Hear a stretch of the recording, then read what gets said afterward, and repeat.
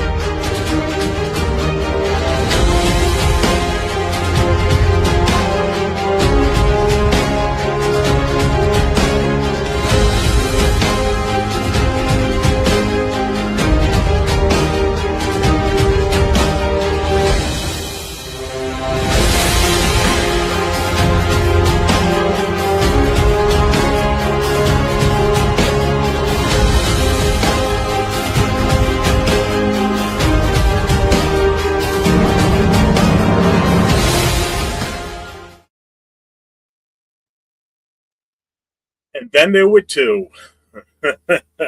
What's up, everybody? How we doing tonight? Leo will not be with us this evening. He just sent us a message a few minutes ago, so that's why we were running a little bit late. We were waiting for him. So you get myself, 401 Raider Jeff, and my guy next to me. Raider Will, baby. What's cracking? What's up, man? How you doing? What's good, Jeff? What's going on, man? Long time no talk. Right.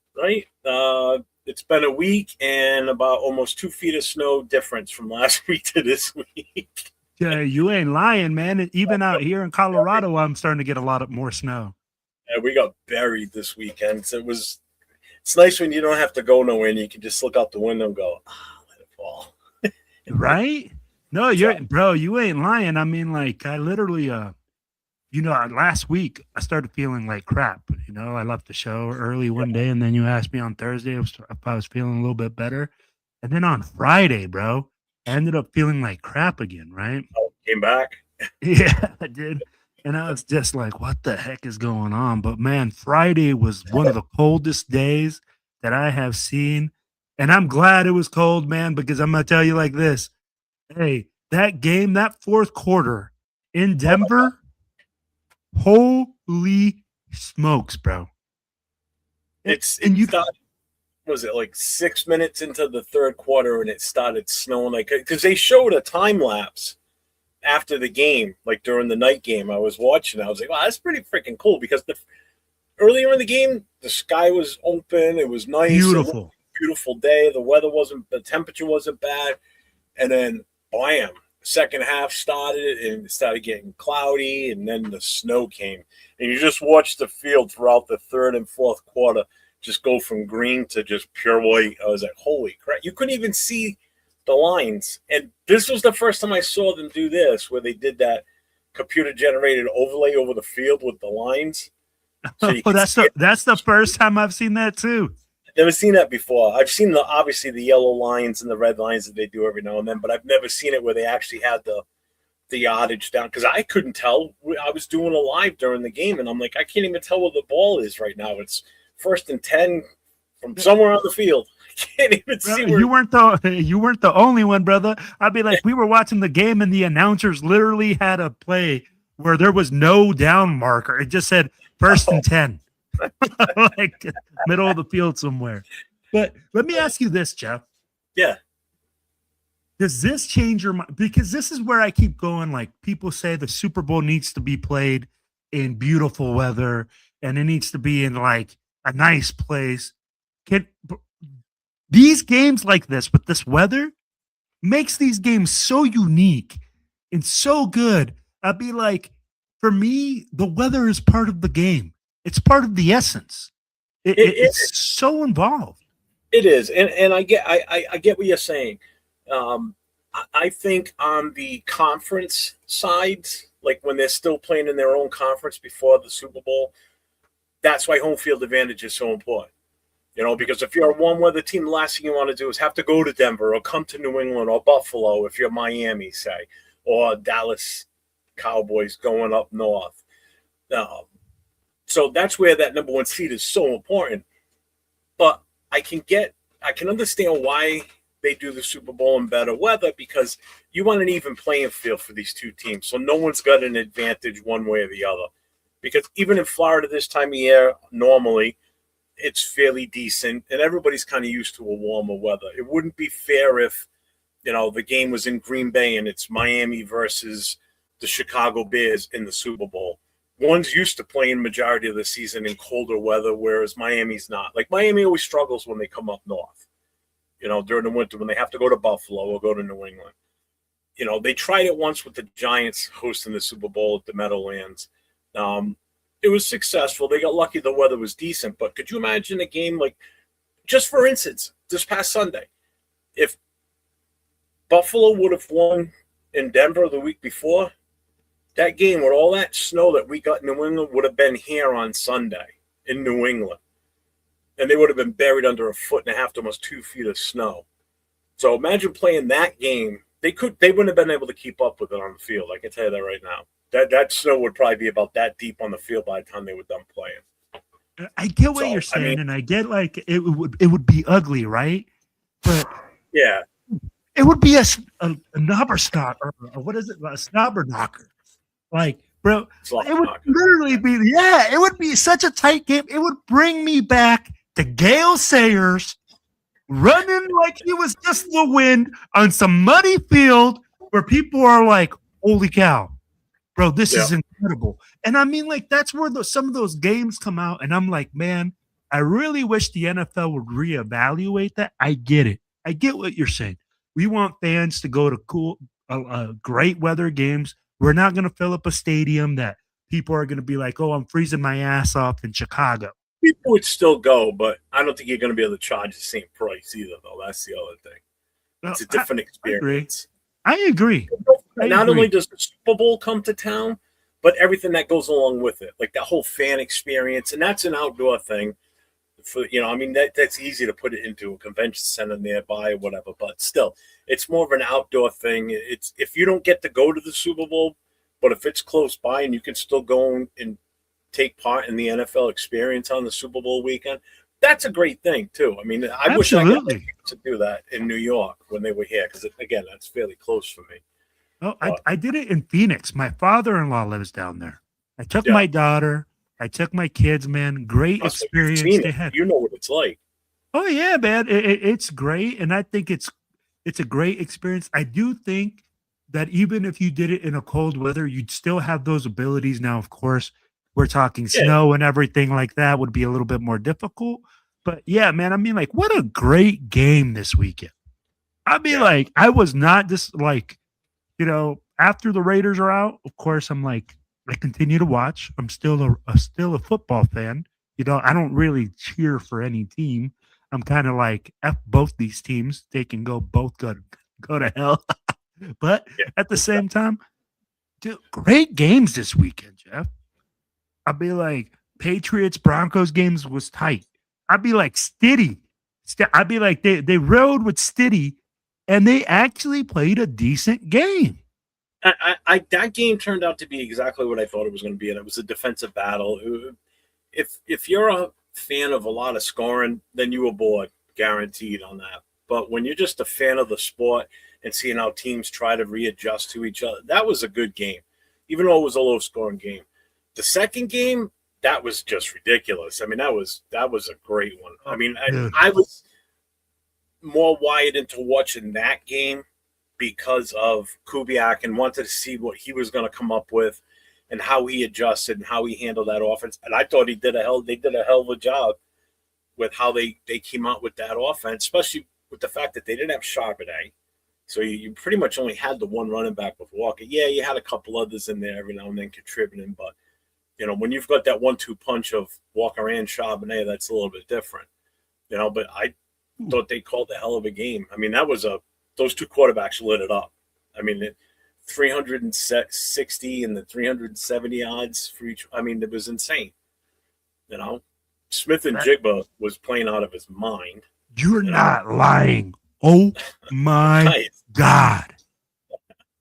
Bro, and you know what? You also said something, man. Kubiak showed me something in this game because they went blow for blow. This Yeah, was a Titan matchup, bro. It was a battle of the Titans, and they're just out there throwing haymakers. And Kubiak, bro, there were some play calls where I was like, okay, this guy is creative. He knows how to take advantage of his players, and he puts Sam Darnold in such great position by running the football. I'd be like, look at their offensive line, Jeff, moving people. I'd be like, they were moving people, bro. And when you literally control the line of scrimmage, this is what happens. You win football games. They controlled the line of scrimmage on offense. Yep. And you know what? And for some reason, man, the stars are aligning. I'd be like, the sky is opening up for Mr. Kubiak to just walk down that aisle of the silver and black and be the next head coach of the Las Vegas Raiders. Things to be seen, but we'll definitely start talking that in a few minutes. But let's just hit the chat up real quick. Let's see who's checking in with us. We've got Raider News Central. We've got Robert Pena. We've got Elon. We've got Chris from Protect the Shield. Make sure you guys check him out along with Severe and 805 on the War Room each week. We got Daniel Berry in the house. We have Perry Stevenson. Hello, everyone. To get the ball rolling, I hope we hire Webb, but who would the DC and OC be? That's a good question because we have no idea what that coach is going to want for a staff, so that still remains to be seen. Webb has improved every QB he's worked with. Need him for Mendoza. Chewy's in the house. Accelerator's here. Tyler A is here. PNW Mark. Sacktown Mike. Raider Ryan. Perry, another one here. The only way we trade no more pick is if Jets give us six first? Oh, 6 first, 3 seconds, and 3/3. Jesus. Okay. John Reed is in here. He says, Jeff, I send you something. It's real. Clint Kubiak will make a decision February. News is he's very intrigued with the Vegas job. I hope so. Oh, crap. We're stuck with Will. Oops. Jay Jackson's in the house. What's up, Jay? What's going on, Jay? Man? Good evening from Arizona. Hope you're staying warm, brother. Yeah, I'm trying. It's freaking cold out there right now, too. Let's see who else we have. Well, Linda's here. How you doing? Who else? I don't want to skip anybody. If I skip you, I apologize. Oh, Hope Nation, go Patriots. Yeah. My worst nightmare. It is my absolute worst nightmare living in watching them be good again. It's you know what? Right after that game, Jeff, bro, I left with a smile on my face because I was like, I could already hear the Go Broncos. Like, I was hearing it at the bar, and I'm like, oh, fuck, man. Oh, fuck. What's up, Alex? So I feel your pain. Bro. Tana Jackson in the house. What's up, Tana? Let's see. Jay's here. Jay from Just Raiders Baby's here. What's up, Jay? My guy. Rorschach's in the house. Daniel's here. Who else have we got? Who else? Tony Shefford's in the house. What's up, man? I haven't seen you in a little while. How you been? 619, hire a coach already. You know what? Man. Just real quick, I want to hit on that. I'm kind of glad that they're kind of doing their due diligence and not jumping. We're not jumping the gun here and just hiring the first guy we brought in.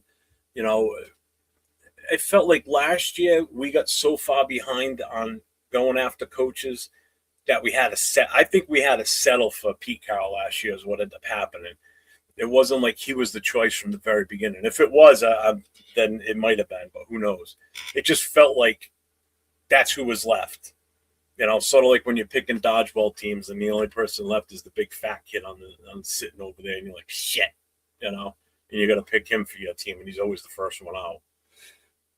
You know what, man? You're absolutely right. So my boy sent me a text. We have another chat with some of my friends. And he's like, hey, this coaching cycle feels different. Just the way that we are interviewing coaches, the amount of coaches that we've interviewed. Like, there's really, yes, Kubiak's been linked. We've had a bunch of coaches linked, but you don't hear a lot of chatter coming out from the organization. You don't No. hear like, oh, it's mostly reporters, beat writers, people like that are coming out and saying, oh yeah, this guy's linked here, and they're, and of course, you get your other bait clickers that immediately they see something and they'll start saying, oh, this guy's already on his second one. He's looking like he's going to be a guy. But man, from what I've seen, Jeff, really no noise coming out of the organization. I know Kubiak is supposed to be the lead dog, but I'd be like, Kubiak was supposed to be, he's the hottest coach without Harbaugh. And I'll tell you what, though, McDermott is an interesting look for me, but Kubiak right now is leading it. I think the other thing I like is you're not hearing players saying anything. Mm-hmm. That to me, that's the biggest thing. There's no players getting involved, like saying, "Oh, we should get this guy." There's no players out there advocating for certain coaches to come in. If they are, I haven't heard anything. I don't know if you have, but I haven't heard anybody squawking like, "We need to get this guy," like you have in the past, like how everybody was petitioning for AP to stay on as the head coach and shit like that. Like you're not hearing any of that, which is fine with me. You're a player, just shut up and you deal with whoever comes in at the head. If you don't like it and your contract's up, then there's the door. Bro, it's strictly business. I'd be like, Tell me when's the last time you heard the Raiders acting like a professional organization? I'd be like, we're out here strictly business. Probably never. Hey, and again, I go back to it, right, Jeff? Like I'm like, how many coaches? I mean, like we got defensive coordinators coming in. We got offensive coordinators coming in. I'll be like, guys that I didn't even expect to get looked at or like get a phone call. They're getting phone calls. I'll be like, Spytek is doing his due diligence. Whoever he selects, I'll be like, it's going to be a really good pick for us, I believe. Perry, I saved your question. I started. We'll come back to that because that's a good. I want to get Will's take on that because I really don't even have a clue as to who would be a good fit. So let me just get through this.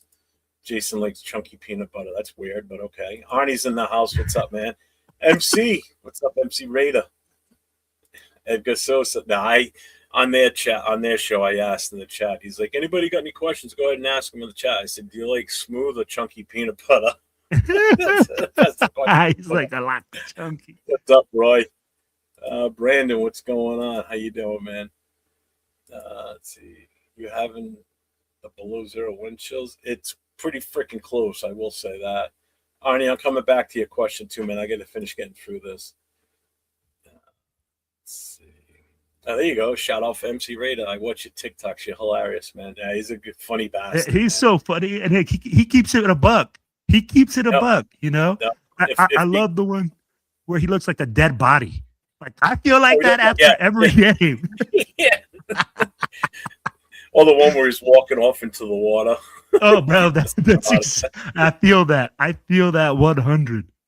Yeah, if anybody has it yet, make sure you get over to MC Raider. He's on TikTok. He's on YouTube, Facebook, all that. He's a Raider fan, but he's also a stand-up comedian. And he is one funny bastard. He's stationed out in the LA area, so he's good friends with Leo Chidolinus. So if you don't know who he is, look him up. Let's see. Didn't realize Rooney Rule applied to OCDC. Does it? I didn't know that. I thought it was just head coaches. James Furpo's in the house. What's up, Furpo? Raiders. Let's go. Let's see. Am I getting to the bottom here yet? Yes, thank you, Chris. Make sure you guys hit that thumbs up, hit the subscribe, hit the notifications if you haven't. I'm 401 Rated Jeff. Next to me as well, he's Silver and Black Podcast on YouTube. And then obviously we've got Chidolinus. So make sure you hit all three channels up. Hey, and make sure you hit up our boy down there. Make sure you subscribe to his. He got some good podcasts going. They're like always informative, always like lively, man.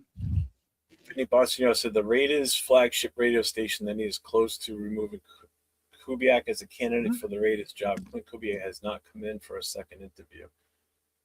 I don't think we can't bring him in, can we? What's up, Dixon Sider? How is he going to come in? He couldn't come in before this championship game. every single DC or OCDC that I've seen have interviews does it during this week. Well, I guess there was something I read that only us and there was one other team that he interviewed with. We're the only two that can actually interview him during the time between the Super Bowl and now in the Super Bowl. So like nobody else that still has a vacancy that hadn't interviewed him, they can't contact them. It's only us. I agree. Who it is. Let's see. I think I'm getting to the end. I am at the bottom. Yes. Okay. So let me go back to those Mark questions real quick. Yeah. So first, we'll bring up this one. If Raiders hire Webb, who would be ideal DC and OC? I'm going to let you take that one because you probably know the intricacies a little bit better on what you think would be a fit for Webb. I don't know Webb that well. I know Webb, but I don't know what type of offense he would run, right? Because I haven't seen this experience from him being an offensive coordinator. This is where it's tough. He's a quarterback coach. He's a quarterback coach. So he's going to come in. He's going to tell you what type of playbook he's going to run. If it's going to be similar to Sean Payton, I don't know. That's his tutor, right? Now you would assume so. My thing is this, Jeff. If you hire Webb, you're taking a big risk. I'd be like, he's inexperienced play caller. He's never had a head coaching experience. So you have to bring in somebody, in my opinion, that would be a heavy hitter. A guy that can come and like either steady the boat or a guy that's going to come in that he brings in. Again, I don't know who he would bring in. I don't know who's in his coaching circle. Yeah, I mean, well, the thing that I guess would kind of like what even options are still out there that are not in the college ranks, for what would be an offensive coordinator. Dayball's going to Tennessee, so he's out. McDaniels went to the Chargers, which is he's gonna kind of tie into the next question that I got here. Well, I'd be like Kingsbury. I'd be like, you could bring in a Kingsbury, but a Kingsbury's gonna you're gonna have basically if you hire Davis, I think you're gonna have to take a flyer on it. It's gonna be a whole rookie coaching staff, to be honest with you. Yeah, and then does that force us to have to keep Patrick Graham here because we don't want to go with another rookie first-time defensive coordinator, or do we give Leonard the shot? Me personally, I didn't want anybody left from this coaching staff. Nobody, but I think it's going to get to that point where what the hell are we doing? Right? And that's where I go where's his coaching tree? Webb comes from the Broncos. So right now, I don't know who he's coached with before Sean Payton. I mean, this guy's young. We're talking this is his first year really being hot. I think the smart move for him is to do exactly what he's doing. You become the offensive coordinator, you gain more experience and make your name go higher. Everybody, because if you go to Raiders.com and look at the coaching staff, everybody's still on the coaching staff. Nobody's gone. The only one that's missing is Pete Carroll. Mm-hmm. Everybody else is still there. Even Brennan Carroll's still there, which still blows my mind that he's even still listed on the coaching staff and hasn't been shit canned already. So I don't know what they're going to do with that. I mean, all those other moves on the other coaching staff, it's probably going to wait until the head coach is finally named. And then he'll come in and either clean house or keep certain ones and scoot the rest out the door, because the GM and be involved in what he brings in for a staff. That should be his choice because these are the guys he has to work with on a day-to-day basis. Let's see. I hope we don't waste our time waiting for Kubiak only to lose him to someone else. I get that. I mean, who are we going to lose him to? He hasn't interviewed with anyone else except for who was it? Who did he interview with, Jeff? Off the top of my head, I don't know. I'd have to look at the actual breakdown who he interviewed with. I know it's us. And I think his short list, he only had 3 teams on the list. Mm-hmm. All those other teams have hired a head coach. We're the only ones that haven't hired anybody yet. So we were still the only team left on his list of teams he would have wanted to go to. And my question is this: why are we such in a hurry to get this the head coach in place right now? We still can't make any moves. If we get the head coach in place right now, who are you going to hire? You can't hire offensive coordinator, defensive coordinator unless they're not on a staff right now. Yep. You kind of have to wait. Well, we can agree to hire him when the season's done. We can offer him and say that, hey, we're going to hire you once, the Super Bowl's over, which we have to wait until, I think, Tuesday before we could actually finally offer him a contract. I mean, we should have done that this week. Who knows? I mean, again, the week's still young. It's only Tuesday. Yeah. So there's still time. But I'm fine with taking our time right now because there's still, I mean, another name that could still fall in our lap is if we turn around to Mike McDaniels, hey, listen, we want to offer you the head coach because it's not a lateral, it's still a move up. If they want to offer him the head coaching job, he's still available technically for a head coaching job. McDermott's still available. I'm not saying that these are my top choices, but this goes to Arnie's question here. He goes, if Kubiak decides to stay in Seattle and all the head coaches are hired, who's your worst case hire after Kubiak, LaFleur, and Davis are gone? After that, my personal favorite out of what's left would have to be let's reach back out to Mike McDaniel and say, hey, listen, we want to interview again, for the head coaching spot. I mean, I don't know who else after that. I mean, do you want to take a flyer on a really unknown? Are we going to go as deep as into the college ranks now? If those three are gone, or LaFleur says he wants to stay in L.A., and Kubiak wants to stay in Seattle, and Davis doesn't want to leave Denver, we're limited. Unless you can pull another name off that I haven't thought of. I'm literally... Joe Brady's off the list now. They just hired him at Buffalo. Yeah, so I'd be like, and that's one open spot. I mean, like literally, so now Arizona, ourselves, and Cleveland is left, right? Yep. Okay. I'm calling Sean McDermott, and I'm fucking coming to his house. I am bringing the bag because I'm telling you like this: Sean McDermott is a real deal coach. I mean, like this guy has proven that he can change culture. Mm-hmm. Not saying that he's going to come in and win championships. I'm saying that he's going to come in and make us a contender. And for Raider Nation to say that word, contender, it's a lot right now. Okay? Yeah. We're the first round draft pick. What's up, brother? What's going on, Big Easy? Hey, did you see? Hey, guys, hit up my boy Big Easy. If you guys see his picture right there, he got a patch coming out with that logo right there. It's dope ass logo, man. But you have to call McDermott. You have to call McDermott. And you have to call. Since he doesn't want to coach in 2026, you still got to call him and give him a shot at it. I would. If those other three don't pan out for whatever reason, I mean, you got to reach out to him. Say, hey, look, I know you don't want to coach until next season, but here's the options. The only downside is that makes us look desperate. At this point, yeah, those three are still available right now. So it's like, yeah, I don't want to sit here and be, the Debbie Downer. Yeah, I don't want to be that. I'm in a good mood this week.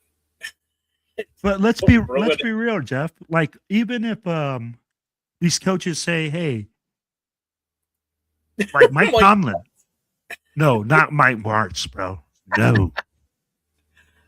No, Kingsbury. Yeah. No, Kingsbury. It's not that he's a risk because of what he did last time. He's a risk because he doesn't have a proven track record of going somewhere and building something. Jeff, I mean, like, we keep talking Kingsbury. He's a great offensive innovator, a guy that can come in and But tell me like this, where do you see his proven track record of building something and making something happen in the NFL? He's a 2 for 2. You hire him as number 2 on the roster, like number 2 in command, but he's only good for 2 years and then he's gone. He's a 2 for 2. And that's where you look at that and you say, hey, what happened in Washington? He's gone because they said he's going to look for better opportunities. Look at how many people have come a calling. That's what his market is. Mm-hmm. So why would you want him as a head coach? Roy, that's not a bad option either. Charlie Weiss with LSU. But again, is that where he went? No, he was with Charlie Weiss. He was with Ole Miss. Yeah, because he moved with Lane Kiffin. But let me ask you this, Jeff. Okay? Yeah. Now you bring in a guy from the college ranks that has what proven track record to change an organization, to bring in culture, to bring stability. I'd be like, Charlie Weiss Jr. is a hot name. I get it. His dad used to coach. But he's coached in college, and now we want to bring him to the NFL and say, hey, you're going to take charge of this team that just got the first round draft pick. I don't think you do that to Charlie Weiss. Charlie Weiss needs to get experience, man. He needs to be a coordinator for a while first, and he needs to grow in that. Yeah, I mean, I get that too, but at some point you got to give someone a chance. Do we want to be that team? Not really. Not if you're going to have a rookie quarterback in here, possibly, which I'm still not 100% sold on. But see, Raiders are screwed. Peyton interfering with Webb. What's up, man?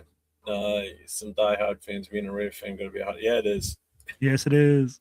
Trey Vance Joseph is still out. I'm like, no. Thanks, Skylar. We know that. That's why we're all here talking about it. Yeah, Ravens, Titans, Raiders. That's right.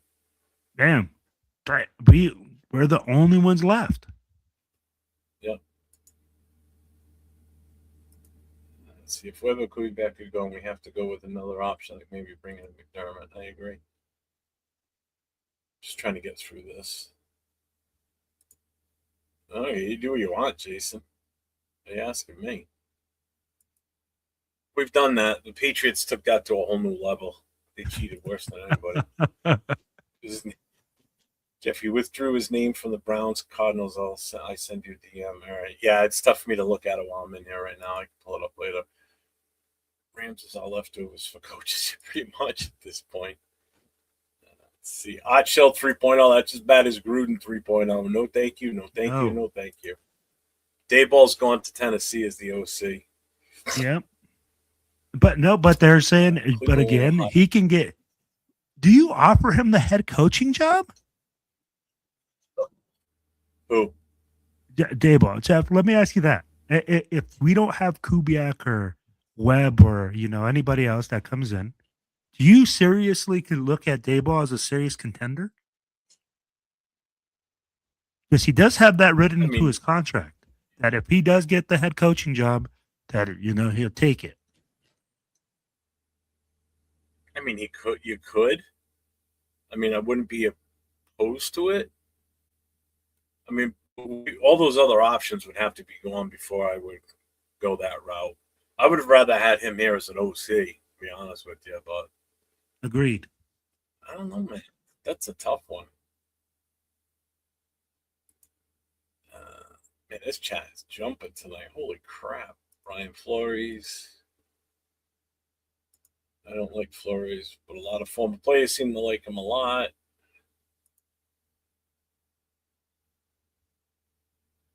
He's stuff fights all the time. Yeah, and that's the thing. Tomlin, we can't bring Tomlin in unless we trade. I'm sorry. Anybody that wants to trade for a coach, but trade away draft picks for a coach, but won't think about trading back from the number one for more, for more picks to get more players, but would be willing to give up anything to bring Tomlin in here, you're smoking something because you're freaking crazy. Why would you strap the team for a coach when you could make the same type of trade by trading away your number one and gaining picks to bring more talent in to fill this roster better. But let's give away our number ones so we can grab a head coach. So Jeff, let me hit you with this, right? If we call Pittsburgh tells me, yo, I'll consider it for a third rounder, fourth rounder, right? And we're thinking that we're going to make that move that you just said. Hey, you know what? And again, Raider Nation's going to implode right now. We're saying Mendoza isn't our guy, right? That's what they're saying. We're going to move back. Then do you really consider if you call Pittsburgh and Pittsburgh says, hey, maybe third, fourth rounder, depending on where the number's at. But that's what we're looking at for Tomlin. Does that make it so? And again, this is where we're saying, hey, we're trading back. We're going to acquire more draft picks with the first pick. We're not drafting number one. Do you consider it then? Do you see that as a possibility with Tomlin coming in? You're not trading away your first or second round. I still don't want to give up draft picks. We can't afford to give up draft picks. The only thing we can afford to do is gain more picks. Do something to gain more draft picks. We can't be giving away draft picks no matter where they are in this draft for a head coach. I'm sorry. I've never been in favor of trading a coach away for draft picks. Oh, I'm sorry, bringing in a coach, trading away draft picks to bring a coach in. You want to trade away one of our coaches like we did with Gruden and get draft picks? That's fine. I don't have a problem with that. I don't want to be giving away draft picks to bring a coach here. I don't agree with that. I don't. Any team that's willing to give up draft picks to bring a coach in, unless your team is set, like Tampa Bay was set. I mean, that wasn't even Gruden's team when that happened. That was Tony Dungy's team. They just traded draft picks for him, and he took them to a Super Bowl with a pre-existing team. He added very little to that. So that was Tony Dungy's team that he won that Super Bowl with. If your team's set and all you need is that one coach that can just give it that something extra, to push you over the edge, then it might be worth the shot. You might win one Super Bowl with them, and then, everything's going to fall apart after that, but oh well, But I'm not giving up draft picks. I don't care what round they're in. Okay. No, I can't agree with that at all.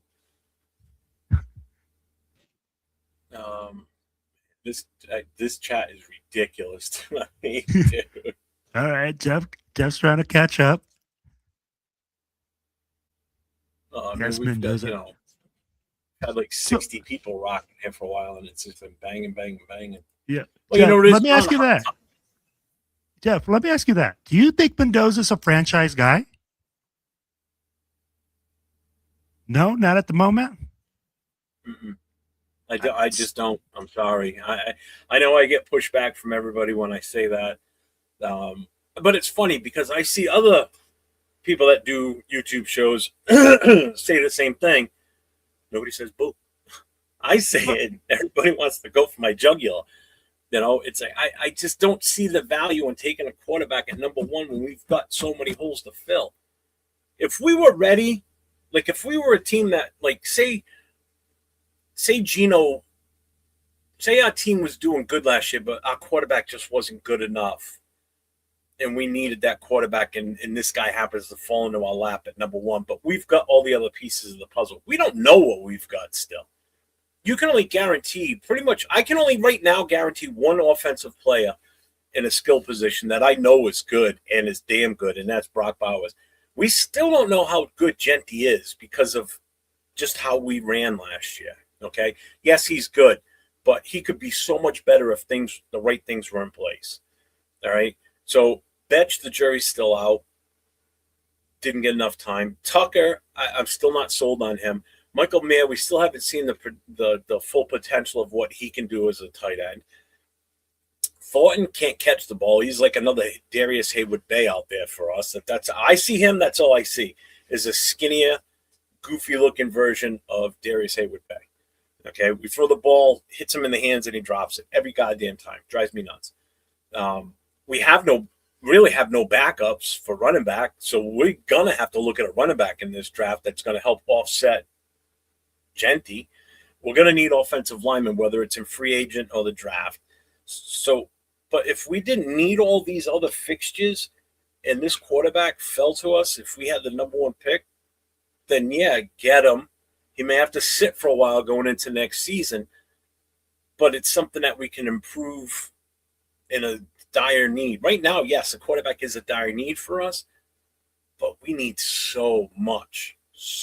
And just like Vic just said, why the fuck would we trade out of the first round when and if we don't have the first round? You guys are saying to give up draft to get Mendoza makes no sense. Like, we don't have – why would we give up draft picks? Or not that was. It was the one about Tomlin.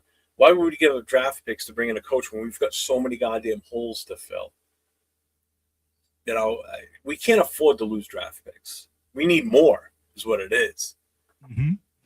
I just don't see him. I like when I consider a value for a number one pick, it's somebody that I'm drafting is going to be put on the roster starting right away. A plug and play type of player. Mendoza's not a plug and play. I'm sorry.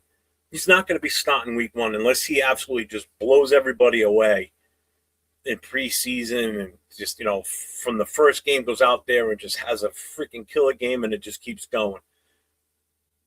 A guy like a Caleb Downs or Bain or Reese, those are guys that are going to, as soon as you draft them and you give that card up to the podium, guess what? Get his ass on a plane back to Vegas. Start getting his sizes for his uniform for week one because he's going to be starting right away. You know those guys are going to start immediately because they're just that talented. Quarterback needs too much support to be effective. He needs a supporting cast. And if we don't have a supporting cast for a rookie first year, number one overall pick, that's not value. You know, a defensive end doesn't need a massive supporting cast around him. He's going to go out there and do his thing, whether he's 1-on-2 or 1-on-1. He's going to get his job done somewhat in one way or another, you know, or a linebacker. He's going to get his job done regardless. Quarterback, if that supporting cast is bad, it's going to be a bad sitcom. No, and you know what? You just said something so key right there, right? I'm not going to say that he can't be potentially a franchise guy. Can he be that? Yeah. But am I going to say that he's going to come in right now? Because I'm going to give you guys the facts, okay? When he was at Cal and he didn't have all these stars around him, okay? Because Indiana was built differently. Indiana had 4- and 5-year seniors on that team. And they had a lot of guys that were undervalued. Mm-hmm. Right? So he had grown-ass men. He had a star-studded team playing with him. Now you're going to take him to the Raiders and put him with who to block for him? Who's going to catch the ball? Everybody says Brock Bowers. He can only catch so many passes. He doesn't have a number one receiver, doesn't have a number two. The Martinez. I'll be like, things like that come into mind. I'll be like, but can you draft them? And again, if you draft them, you're going to have to put them on the bench. It's just like you said, Jeff. To me, he's not an instant starter. He's not a guy that's going to come in here. He's the best player on the roster, unfortunately. But if you put him out there, Jeff, with this roster, with this offensive line, he's going to crumble. He's going to have a terrible time. And well, you know this. Yeah, and you see it in the chats all the time, too. Like, I'm seeing it right now. They're like, well, we'll just get the offensive line. There's no guarantee. That's what you have to understand, too. We're not a desirable location, okay? Right now, we have no head coach. We don't know what the rest of the coaching staff is going to be. We have no idea, even when the head coach comes in, until he picks an OC. We don't even know what type of offensive system we're going to run. You don't have any clue on any of that right now. So right now, priority one is the focus is on the head coach. The draft, the number one pick's not going anywhere until draft day. Okay, so right now it's the head coach. The head coach is the most important thing that we need to really talk about or throw ideas around, talk it up, whatever. Free agency is the next thing, but there's no guarantee you're going to be able to get these guys in free agency that everybody wants. Yeah, we can reach out to these players and hopefully throw bags at them. Like everybody wanted Linderbaum. So did I. I wanted Linderbaum in the worst way. Throw a bag of money at him. But there's already rumors of him saying he wants to follow Harbaugh to New York. So you're now going to compete with the Giants, not with the Ravens, because the Ravens don't have enough money. We can outbid them easily. Okay? They may franchise him. Who knows? They may not. Well, actually, I don't think they can because they didn't pick up his fifth year. They turned down his fifth year. So something along that line, I thought. So now you're going to compete with the Giants instead for that player. There's other offensive linemen out there that may want to go to a different location where they'll have a better chance to make, because everybody's goal is to win a Super Bowl. There's no two ways about it. So there's no guarantee we're going to get certain offensive linemen that we're looking for. We may end up have to just suck it up and deal with what we have on the roster now and add a guy or two in the draft. And even that, you still don't know fully what we're going to have. Now, yes, obviously the offensive line coaching during this past season hurt us more than anything, and that's been evident as to why, because of he wasn't doing his job. So the new coaching staff will have an effect on this offensive line for the good. Will they still be, able to stop and hold back players? Who knows? And we don't have an easy schedule next year. That schedule is rough. I don't know if you looked at you just said it.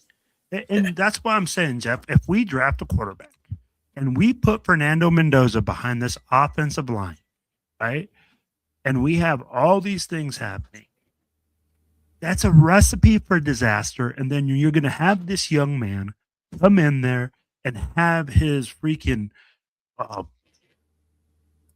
everything that he's built is going to get fractured. Everything that he's put on the line and everything, all his confidence is just going to be fractured. So I'll just put it like that. I'll be like, we have to look at more things, and people have to be open also to just seeing more things than just Fernando Mendoza. I get it. People are enamored saying, oh, the franchise QB. But at the same time, I'm like, what we're doing is drafting potential. Yep. We're looking at the potential of him being a franchise QB. How many QBs have been drafted in the first round that have not had success? There's more that don't have success than have success. And then is it because they go in there and they have these like the guys that have success, they have quality pieces around them. They have quality coaching. They have quality players there. They have people there that are able to take advantage of what they can do. Do we have all that in place yet? No. So we got to look at that. You have to give those guys all the ability in the world to be successful. In order for that to happen, there has to be more than just saying, hey, we're going to draft you at number 1. And because you're the number 1 draft pick, you're going to change this organization.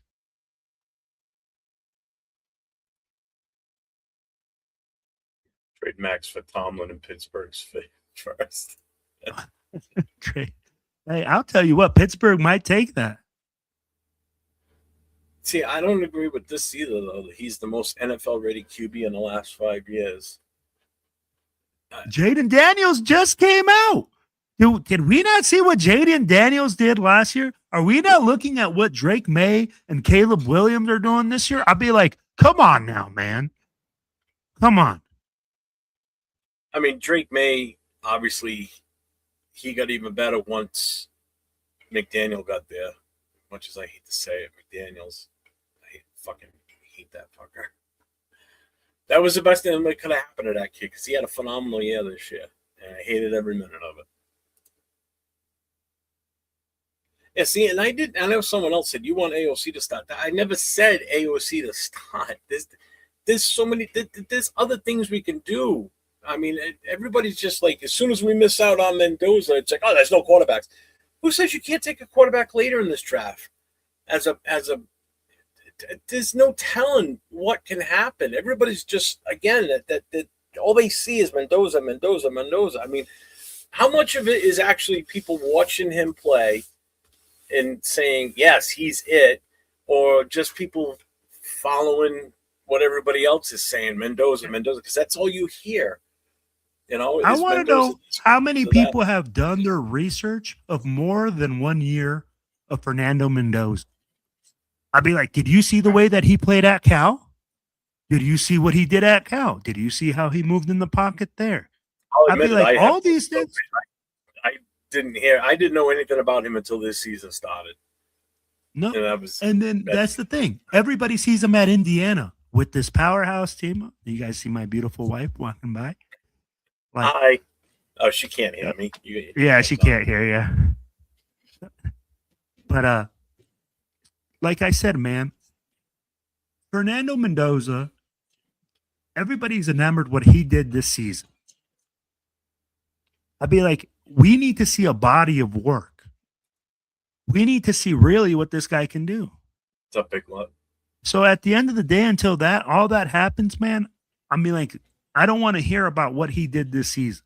I don't want to hear about what he did this college playoff system. Because guess what? That's just part of the equation. You can't just outbalance that with the whole rest of his last 3 years of what he didn't do at Cal. Did he do this at Cal? Did he make them a championship team? Why did Cignetti make him a champion? What was it that made him successful in Indiana? Can we reproduce that in Las Vegas? Those are all questions that come to mind when I think about Fernando Mendoza.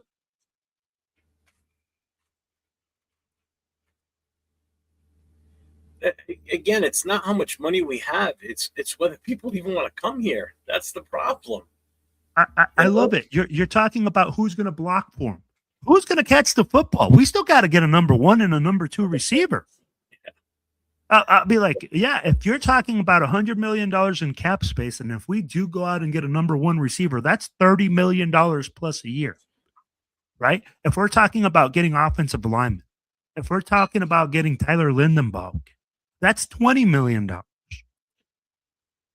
I'd be like, all these numbers, I don't know how many people are going to fill this roster. And how many free agents do we have this year, Jeff? 21, I think. 21 free agents. We have $100 million, but we have 21 free agents to fill that with too. Yeah, but there's a lot of those we're not going to bring back. No, I'm just saying, but those are roster spots. Those are 21 roster spots we have to fill with that money. So I'll be like, I don't know. We're going to be going on the cheap again too, which is why the extra draft picks would help too, especially early on. But absolutely. The roster and O-line won't be the same. You say the roster won't be the same. The O-line, I look at it this way. So if you look at what's on this roster right now, so Colton Miller, left tackle, he'll be here. JPJ, depending on where he plays, he'll still be here. Caleb Rogers will be here. Grant will be here. DJ Glaze will be here, but at what capacity, we don't know. So if you take Glaze out of the equation, that's 4 guys. JPJ starting, Miller's starting. I think Caleb Rogers is definitely a starting at the beginning of the season next year. I can't imagine him being relegated to a backup to start the season. I think you give Grant now another offseason with a whole new coaching staff, new offensive line coach. I think there's your 4 new starters. Now all you need to do is either find a center or another guard, which means JPJ is either playing center or guard. Preferably, I'd rather have him at guard because I think he's better used at guard. And I would put him on the left side. Strengthen your left side. You put you got Miller at left tackle, JPJ at left guard. That you can lock that side down, and you just run Genty off of that constantly, and then occasionally off the weak side. Break it up. Glaze regressed, but I blame that on the coaching. The whole offensive line regressed. Colt Miller was injured a good chunk of the year. we still need depth at offensive line. We need depth. We're going to need at least one or two guys to come in and push these guys to take their starting jobs from them. You know, that's a definite. But again, it's who we're looking at. You know, I know Devin Neal from the Giants is one that I was intrigued with. You know, but what's going to happen there now? Now that Harbaugh's there, now they got a coach there that these guys are probably going to want to go and play for. You know, and they're a young team on talent-wise, like skill position and everything. They got a good defense, young defense, and as good as they were down the tail end of the season, Thibodeau still wasn't playing for them either. He was out injured. So you take that into equation, you throw him into that, and they have a high first-round draft pick, early first-round draft pick. Probably go defense again, or if not, they go wide receiver or something. You know, you got Malik Neighbors over there. You got second-year quarterback coming back with Dart. You got Scatterbo. You got Tracy. I mean, they're right. They're players would want to go and play for them. Why wouldn't they? They're going to do some damage in the NFC East because I think the Eagles are on their way down. The Cowboys are going to do cowboy things. Redskins, who knows what's going to happen with them now? You know, Kubiak's Kingsbury's gone now, so who's going to take over as OC there? Yeah, you know, lots of questions, right? And now we are not in a good spot. And I'm going to tell you right now, Jeff, he's correct. Big Luck, you're right. The roster will be different. The O-line will be different. But then guess what? We're still going to have one problem. We still got to gel together. There still has to be continuity being built. There still has to, if you're bringing in new guys, right? You're bringing in new coaches. You're bringing in a new scheme. You're bringing in all these new things. There has to be time and continuity. And I'll be like, at the end of the day, I'll be like, there is not very much patience in Raider Nation for that to happen.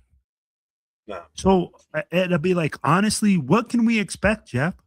Are you going to expect this team to come in and all of a sudden, hey, man, we signed 2 offensive linemen and everything gets fixed? And a head coach and, we all of a sudden, we draft a couple players and this defense all of a sudden becomes shutout defense. I mean, like we have linebackers all over the field. We have corners all over the field. We have an opposite side defensive end of Max Crosby because, we drafted him too. And a D tackle. I mean, like that's kind of a big wish list right here. And Chewy, I get what you're saying, but in all honesty, remove the first 2 words out of that, QB and the word and. Head coach is the main priority. Head coach, not QB right now. Head coach first, then your free agency, and then your QB. Especially if you're going to draft one. Head coach is number 1, man. Why? And the other thing too is I'm hearing, well, we got to bring a guy in that's a coach that's good for Mendoza. You don't hire a coach based on a player, especially one that you don't even have yet. Well, that's the thing, right? They say, you got to hire a coach based on a player. Coach for Max Crosby. That makes no sense. You need a head coach that's good for the team and the progress that you want to do going forward and the culture and everything that you want to do, not for a specific player because he's good for the Mendoza. That blows my mind when I hear that. Well, I'm not saying he said that. I've heard that elsewhere too. We're going to bring in a coach that's good for Mendoza. No, you don't hire the coach based on who's going to be a potential quarterback. And here's the thing, right? It doesn't want Mendoza.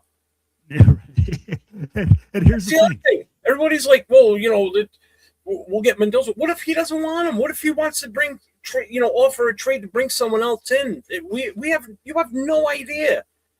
So now you're forcing the head coach and an offensive coordinator that's going to have to come up with a game plan that suits him best instead of what suits the team and the talent that you have. You got to remember the talent we have on this roster right now, and that's what people forget. We've got very little talent, if any, in skill positions on the offensive side. We need so much, it isn't even funny, but everybody's just so focused on that one player. And that's what drives me nuts. Can I ask you this, Jeff? Let me ask you this. Right now with this hang on, we're at a crossroads with this organization. We've got 2 things, and I said this last week. There are 2 things that a few things that have never happened to this organization before. We need a head coach, and we have the number one overall pick in the draft, okay? And we've got $100 million in salary cap. We've never had all those combinations at the same exact time. This is a potential to set us up going forward for the future and set this team up right if it's done right. Meaning we bring in the coach that we know is going to help propel this team if we give him the right pieces to the puzzle. And with that, I mean, don't just rely on picking that one player just because he's the best quarterback in this draft. Talent-wise, I don't even think he's the number one overall, period, in this draft. There's at least 3 players I can name right now that I think are definitely bona fide number one picks and not him. But he's number one for us because we need a quarterback. Let me ask you this, Jeff. And this is where my question comes. Because we're talking like people are saying he's a franchise QB. Yeah. If he came out the same draft that Jaden Daniels, Drake May, and who was the number one pick that year? What Jaden Daniels was? No, he was the number 2 pick by the Commanders. Oh, it was Caleb Williams. And Caleb Williams came out. Would he be the number 1 draft pick? It was those two. They were the first 2. No, but I'd be like, with Fernando Mendoza. Oh, hell no. He came out that same year, and we're talking franchise guys. You're also talking a couple of years ago and everything. I don't necessarily agree when people start going back saying, well, would you be the number 1 in this draft or that draft? I mean, he hadn't even had a full year of starting college, to be honest. You know what I mean? No, but even with this season that he had this year, the reason I say that is because right now, honestly, I feel like we're really enamored with this guy because this draft is such a quarterback depleted draft. And it's a quarterback driven league. Mm-hmm. You know? Yeah. I know I'm missing a bunch of chats, but I'm like almost 15 minutes behind on the chat. So I skip a lot of it. I am so sorry, guys. If I missed your chats, your messages, folks, I apologize. I try my best to get to everybody, but when I got to stop and talk, and it's just usually if the third guy's here, we get another guy in here talking, so it kind of gives me a chance to zip through the chat a little bit faster. Why are you scared draft Fernando in number 1? No, nobody's saying that we're scared to draft Fernando number 1.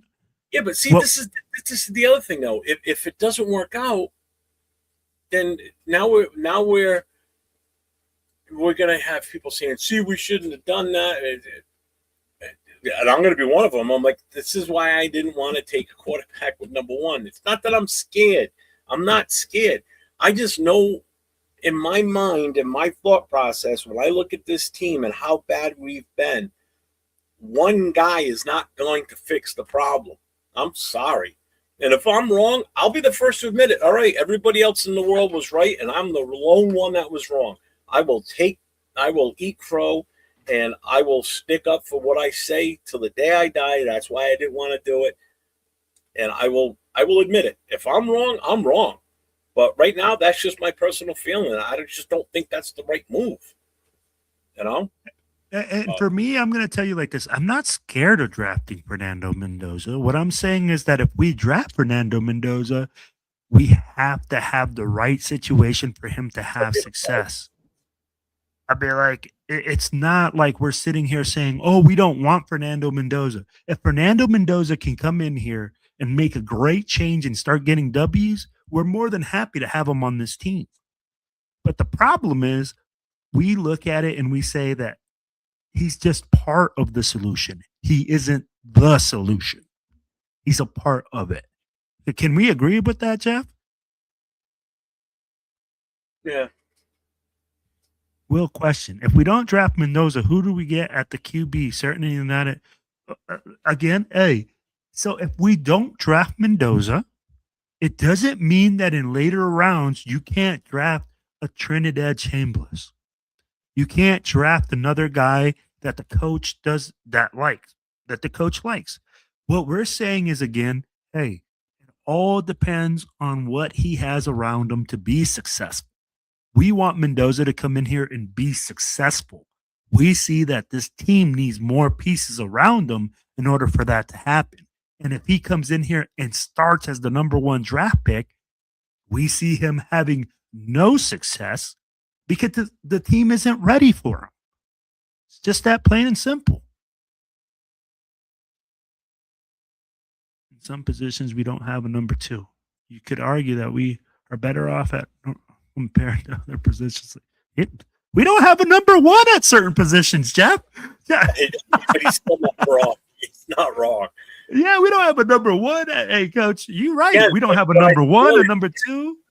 We have no depth. We had no depth during the season because our depth was on the field already, whether it be for injury or the jumbling around bullshit we were doing with the offensive line and everything else, and flip-flopping wide receivers in and out. This guy scratched this week. Oh, this guy's going to start at left guard this week, and next thing you know, day before the game, boom, he scratched. Everybody got excited. Caleb Rogers was going to start one week, and then comes the weekend, it's like, no, healthy scratch. I'm like, what the fuck? What? Hey, when they started telling me Trey Tucker, and people were trying to sell me Trey Tucker as a number one option. Oh, they still do. Some people still do. That's crazy. It's crazy. Dude, guys, develop. Okay, McDermott is the best coach. Oh, sorry, I skipped right over that one that you were just reading. I know Arnie's been asking a million questions on it. There's no way I'm getting to all your questions tonight, brother. I am so sorry. He has a lot of good ones too, man. I like Arnie's questions. He's so smart. He's already pumped through like 10 questions. I tried getting to the ones earlier, but see what happens. What's up, Alex? As soon as I start saying what I say, everybody's like, ah, and the chat just takes off. We haven't even talked about anything that's going on this weekend. So, Will, I'm going to let you have this opportunity. So maybe the chat will calm down for a little bit so I can get through it. There's something big going on this weekend, if I'm not mistaken. Yeah, man. All right, guys. Hey, so give me 1 second here. I'm going to pull up all the information here. Tom Flores is having a thing at Tom's watch parties all over the place. I'll be like, you're going to have these all over the country, guys. If you guys have a Tom's, make sure that you get in contact. I know that there are some Black Hole chapters as well doing it at their local locations. Guys, this is a great opportunity to meet Tom Flores. He's having a really tough time right now, if you guys don't know. And if you guys don't know who Tom Flores is, he is the first Latino quarterback for the Raiders. He's also the first Latino coach and a Super Bowl winning coach for the Raiders. And if you guys happen to go to all these events, hey, I know that Mike Haynes will be in Denver. We got here in Sacramento, we're going to have Markham Barnwell, Mario Celote, Mervin Fernandez. You'll see super fans at all these events. They're going to have them in Las Vegas. They're going to have them everywhere. So, guys, make sure that you guys take the opportunity to go to Tom's or hook up with your local booster club that's having this watch party, because it's going to be one that you don't want to miss, man. It's going to be a legendary watch party. And it's free. Free, Jeff. I'll be like, how many times do you hear that word, especially nowadays? Oh, that event already went down. Yep. So, hey, stream is going to start at 1 p.m. Doors open at 11. This is going to be at 1 o'clock. It's going to be a live virtual stream on YouTube. So you're going to have people checking in from all these different locations across the country with tributes to Tom Flores. So keep an eye out on X, Twitter, YouTube. As soon as we get a link, we'll make sure it's posted. I'll post it. We'll have it posted up, and we'll be sharing it around. So if you guys want to check it out, look for it for sure. Let me get rid of that. So that's this Saturday. So don't miss it. Yeah, man, it's getting crazy. When I saw that event go up, and I was like, free. I was like, man, that's insane. Especially at all the Tom's locations that they're trying to have players there. They're trying to have people signing stuff. So make sure that you guys get out there, take your stuff, man, especially with your local booster clubs out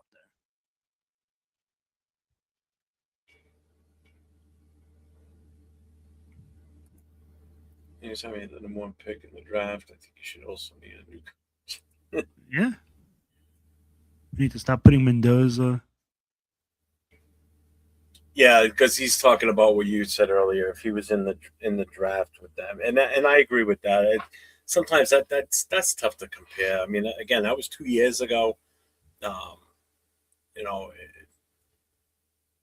But and that's why we said I'm like it's a quarterback to play the draft. If you want to compare him against guys that would have come out this year but elected to go back, you know what I mean? Then that could be a little bit different. The guys that are going to play another year of college but didn't come out in this draft, because that's level playing field at that point, because they both played in the same, the same time frame basically.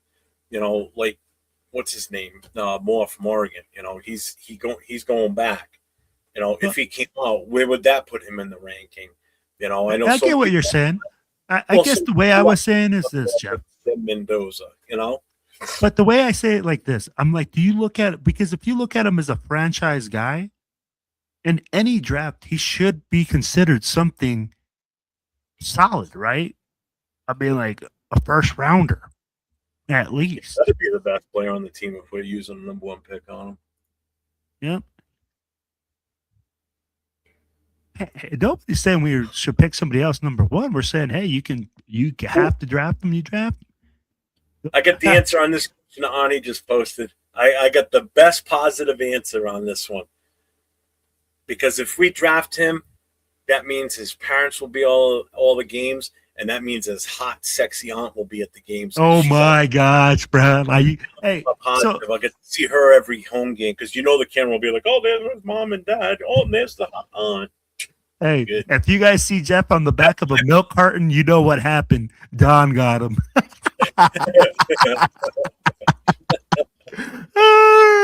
Hey, but I'm going to say this, Arnie. The thing is, with me, I will say this. If Mendoza might not be a first round. Hey, in 1983, you might be right. But I'm going to say like this. I have questions on Mendoza just because of the system that he was in. It was a one-read system. I really never saw him make more than one read. And in that game versus Miami, I saw college corners baiting this guy into that throw where he made those reads and he made some throws that he probably shouldn't have made. Did he win the game? Yes. But did he make some throws that were questionable? Absolutely. So my question comes to, how well does he read the field? And that's where I question that. I can say, hey, I haven't seen this guy go through his second, third, fourth progression. That's why I don't see the whole he's pro-ready thing that everybody keeps saying. I don't know. Our RPO is it's sometimes up to 2 reads, Jeff. You read the defensive end. Because walking this way. Yeah. If you're wrong. I don't know. It's my opinion. That's just the way I feel. Some people don't like it. It's like the political stance nowadays. It's like I have my opinion, you have yours, type of thing. And if you don't agree with me, then just agree to disagree and move on. But some people, man, they take it to an extreme. It's like, oh, okay. Well, and I think again, is it because we're starving? 1 overall pick. I'm sorry if that's the way I look at it. So, Jeff, let me ask you this: is it because we're starving for a quarterback? Gino, that's the other thing. People keep putting words in my mouth. I've never mentioned Gino's name in all of this. I don't want him here anymore, and I never said to let AOC stop. That's up to the GM to figure out what he's going to do, and the coach. If that's not the move we make with Mendoza, then it's up to them, and then we got to deal with it. It's funny because I look at this. I have to deal with the fact that if we draft Mendoza number 1, I got to sit here and take it. I'm not. What am I going to do? Not be a fan? I didn't like the move last year with Genti, and it wasn't because of Genti and his talent. It's because the offensive line was going to be shit. And I called it early on, and I was right all throughout the entire season that the offensive line was the problem. Little did I know it was the coach, not so much the players, but. So I'll say this. Nobody said that we should keep Gito. Nobody. Why is it that we only gotta draft Mendoza? It's like literally everybody just says, oh, it has to be Mendoza. Okay, tell me another player that we're going to draft in this draft to address another issue. Because, I mean, like, if you're really telling me that Fernando Mendoza is the only solution at quarterback for this team, I'm like, that's a 1 in a million shot, Jeff. We could slice this thing several different ways. It depends on what the coordinator's looking for. I'd be like, if Kubiak doesn't like him, then we go with somebody else. But it's all whoever the coach and the GM want. And if it's not Mendoza, we got to be with that. And I got to disagree with Rick. It's that defense. It's that defense. Have people not watch that? The people that watch this is the thing. Okay, I have to watch these games, right? Because I live in Colorado. So I'm always watching football, and you got to watch for freaking donkeys because it's right around the Raider game usually. Bro, this defense is for real. Bo Nix was an added bonus for the Broncos. He's the guy that brought them over. If we had a defense like that, then drafting Fernando Mendoza makes absolute sense because we had the number one defense in the league. That's what Denver is. Then you can say, yeah, you have a strong team. But tell me, Jeff, did we have the number one defense in the league? No. Were we even top 28 or 25? No. Oh, we finished, but I doubt it. And so then, I mean, like, come on, man. I mean, like, that's what makes the difference. You see, nobody's saying that Mendoza's a Superman or anything like that. That's the thing. They are basically saying, like, he's the hero. Exactly. I agree with you, Jeff. We're making Mendoza as like the savior of the Raiders. Chat tonight that he's the guy. He's going to come in and cook. He's going to be the chef. He's going to light shit up. And don't say no, because I'll scroll back through and find them all, because it's been said multiple times tonight that he's the man. He's the man. He's going to do this. He's going to do that. He's going to light the world on fire. He's going to save the world. Did you see him pick up that school bus and move it off those kids? That's basically what they're saying. So, and I mean, like, if he is, they are saying that basically. He's the savior. Like, the guy is here. That's what I'm saying. I'm like, we can't make this guy out to be that. Which QB in this draft is better than Mendoza? Arnie, there is no other QB better than Mendoza. But what we're saying is that the reason is because this is a quarterback depleted draft. I mean, like, if you're looking at other things, I'm like, Trinidad Chamberlain ain't no scrub either. That's we just have like over him. I would take Chambliss over him. Not at number one. Before anybody crucifies me, not at number one. That would be if we trade back from number one. Say we trade with the Jets, we move back and we get their 2 first-rounders this year, a first rounder next year. I would take a fly on Chambliss in like the second. You know, if he's still second, third round. Yeah. I would take a shot at him because you know what? You could have something there. I think he's more talented than Mendoza. I'm sorry. I just do. I think that kid's a hidden gem. I think so too.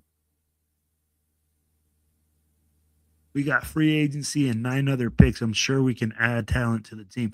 I'm sure we can, but you better hit on those draft picks. We can't do what we did last year where we drafted and then we got guys that just couldn't amount to shit. The only one, all right, Genty, yes, worked out, obviously, because he's just a talented kid. Porter, I think, is going to be fine. I'm not worried about him. Betch didn't get enough play time. Not really all on him. But when he was out there, he caught pretty much anything that came anywhere within his arm's reach. The kid was good. Do I think he's number one material? No. Thornton, I don't think he had enough experience coming out of college, to be honest with you. He had 25 catches his senior year in college. You know, he had just about the same amount of catches this year in the pros. You know, we need more earlier round picks is what we need to do. We need more guys that we know, like your first, second, third rounders, and sometimes your fourths, especially early fourth rounders, should all be starters, or at least making the roster and be contributing in some factor. Not riding the bench most of the season like you had with Porter. He didn't really get a lot of chances early in the season until later on. Rodgers and Grant. I thought for sure Caleb Rogers was going to be starting by the bye week. Man, I was way off on that one.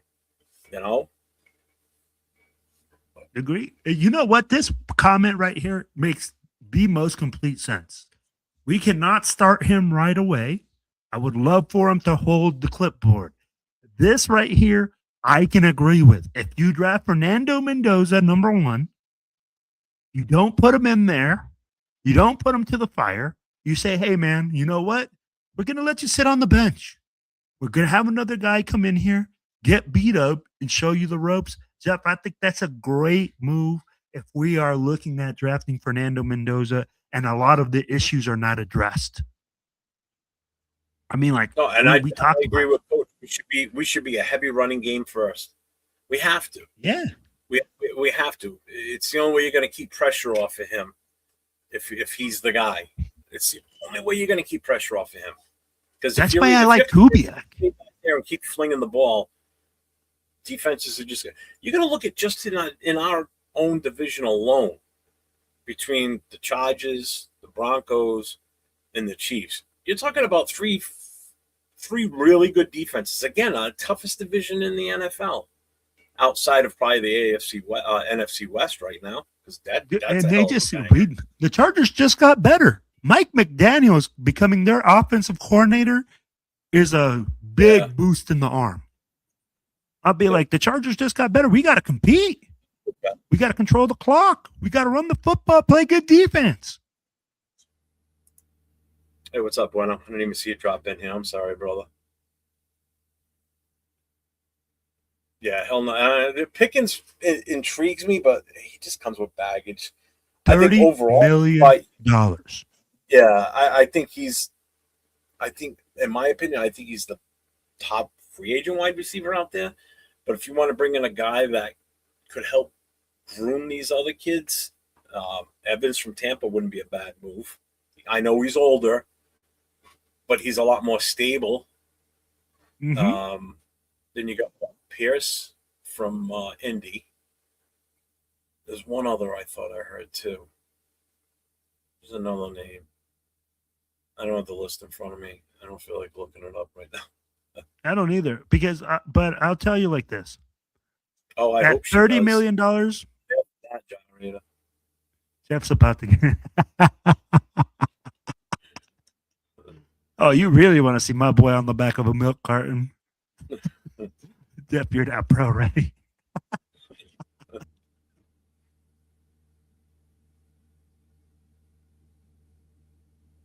Oh man. But let me ask you this, Jeff. Why is it that right now you feel like that this coaching search has been different? What in your opinion has been so much different for you from your point of view? For what? I'm sorry, I missed. Or this coaching search? You talked to me earlier about this coaching search and how it's different. What have you noticed in this coaching search that you've seen that's different, that really stands out to you? Compared to past years that we've been looking for a coach, we've got a lot of experience with that, but just not good decisions. No, it seems like they're not jumping the gun, like I said earlier. They're taking their time. They're doing, they're bringing. How often have you seen in the past where we've brought guys back for second interviews? I remember that. Multiple phone calls. They go down to Miami for the national championship game. They meet Mike McDaniel down there. They're doing their due diligence. They're not just like, oh, we want this guy and this guy only. They're looking around with what fits best with their vision going forward with this organization. Not necessarily a guy that they can bring in that they know can coach a certain player or run a certain scheme. No, it's what's best for the organization going forward. What's going to put us in the right direction? What type of coach is going to come here that's going to be able to draw players, which we thought was going to happen with Pete Carroll because of the respect he had in the NFL, that players would want to come here. Yeah, players came here, but they were all, basically geriatric for the most part, or they just sucked, like Kappa, Forsythe. It's you need someone that's going to be able to attract players, that's going to be not just attract players to fill roster spots, but attract players that are going to contribute and do something for this team going forward. And that's one thing that I felt that we didn't do last year. We didn't bring in enough players that helped us progress. We regressed. We won one game less than the year before, and that was with a rookie head coach. He put up 4 wins versus Pete Carroll, who's a seasoned veteran head coach, Super Bowl winner, National College Championship winner, and he gets 1 win less. He finishes the season with 3 wins. The guy the year before, first-time head coach ever, gets 4 wins. No, I get what you're saying. They're doing their homework, and that's why I've been saying you have to have patience with this. And yeah, it may feel like coaches are falling by the wayside. Options are starting to thin out. Joe Brady's off the list now, so you can forget him. Daboll's off the list. But when they're signed on as an OC, they're technically not off the list yet. Because you could still talk to them and still possibly pull them away from where they're going to be. It's happened before. Yep. You've seen it happened to us. Himself. Yeah, it happened to us. Bill Belichick did it himself. Mm-hmm. Went and he was going to be the Jets head coach and then resigned on a napkin, walked out and went to New England. So even a head coach, whether he's on that team, whether he's with that team or not, he could turn around and say, you know what? Nah, I'm taking the job in Vegas. Or it can happen to us. We go ahead and hire someone, and before the final decision is made, he's like, "Nah, I'm not taking that job. I'm going to stay where I'm at instead." And you're right, and that's where people got to look at that and say, "Man, I'd be like, it's interesting because it's almost like you said. We want to put the cart before the horse, right? Because everybody wants Mendoza." What? I'm going to say something controversial as shit and giggles. Well, I guess I'm if you don't then. want to draft Mendoza, then you're down with ISO.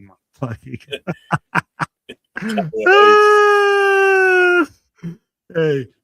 It's the Seahawks. I live in New England. Patriots.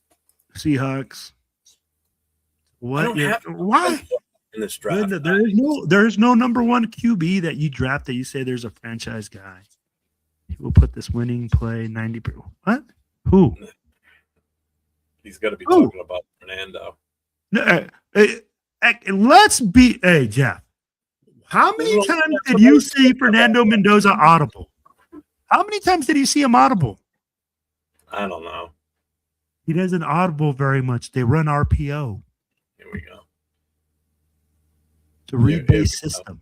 Everybody's going to start saying it now because I said that earlier about the superhero thing. Yeah. Hey, so it got denied. Now Chambers needs a 6 year to prove himself. Hey, how many years was it Fernando Mendoza in college? I think it shows 4. Isn't he in the same boat as Chambers where he's been? I think he was like a super senior. He wasn't part of the 2020 COVID season, so he doesn't get any extra time. Huh. Because I know that if you redshirt, you get that 5th year senior option. All right, and what are you going to do if he outplays Mendoza and becomes the starter permanently? That's what I'm saying. You don't know what we're going to get. You don't know what these. Who would have thought Brock Purdy, perfect example, would have turned into what he turned into? Tom Brady, by the luck of the draw, he gets picked where he gets picked, and Bledsoe gets hurt. Brady enters, and the rest is history for them for 20 years of their bullshit. Now they're fucking 5 years bad, and now they're Super Bowl bound. Ugh. Jameis could be a grown ass man playing with college kids. Let him go back. Yeah, Hey man, there's pro basketball players playing in college. this one kills me.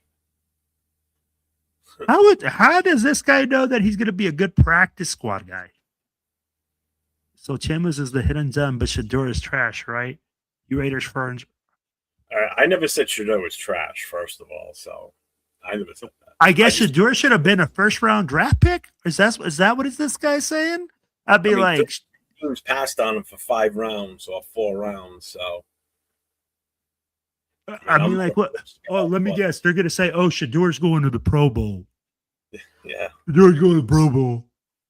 I'm like, okay, that's a popularity contest, bro. it's so bad. I want to see that he's all pro.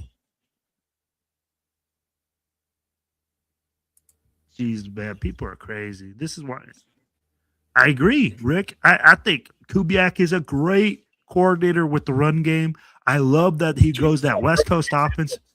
They were pretty balanced this weekend too. But. Yeah, and it's a great balance to have with the rookie quarterback. If that's the way you want to go. We cannot compete with a top-notch quarterback, and I am fine with he sits 4 to 8 games. He needs to sit the whole year. Yeah, if he sits the whole year, I'm good with that too. What's up, Manuel? What's going on, my guy? What's up, Fu Chris? What's up, my guy? I wanted to play. Mendoza's best QB we got. He starts. I believe Mendoza was better QB than Kyle was coming out, and he started. We also had talent. Mendoza was Carr was a second round draft pick for a reason, bro. I don't see that either with the receivers from there either. The only one is what the hell's the kid's name? Surratt. Mm-hmm. Right? Surratt. I like him better out of there. If you're gonna take any receiver from that team, it'd be him. Because Omar Cooper reminds me of too close in the name to Amari Cooper. That's the first thing I saw of when I first saw the kid's name. You're like, no. I'm like, I saw Omar Cooper out there, and I'm like, no. I'm like, fuck, man, it reminds me of Omari. No. You know what though, Jeff? You said something on one of our past shows. Hey, Amari was smart, man. He saw the writing on the wall. He lasted there a week, and he said, "Nah, I'd rather retire." Yeah, 2 days before, just before the team got on the plane to fly to New England. Like, I'm out, guys. Have a safe trip. See ya. I'm going home. Doing this. Yeah, I'm out. This is gonna be a shit show. He was the smartest player on that team with the shortest tenure. Yeah. He walked in the door like a revolving door. Walked in, saw the shit show. Nah. Bye. Having to walk right back out. I feel like Spytech and Brady have to talk to Kubiak's agent and let him know. I mean, we can come to supposedly we can come to an agreement that we're going to hire him. We're like one of the only teams that can now. Yep. So what's the deal with us having a hidden coach interview? I don't know. Yeah. Yeah. Hey, you ain't lying. We tried to bring Cooper. He said deuces. Yep.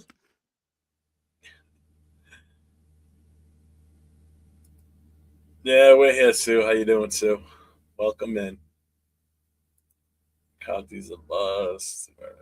Those is 22. Yeah, see, so he's only 4 years, 3 years. Okay.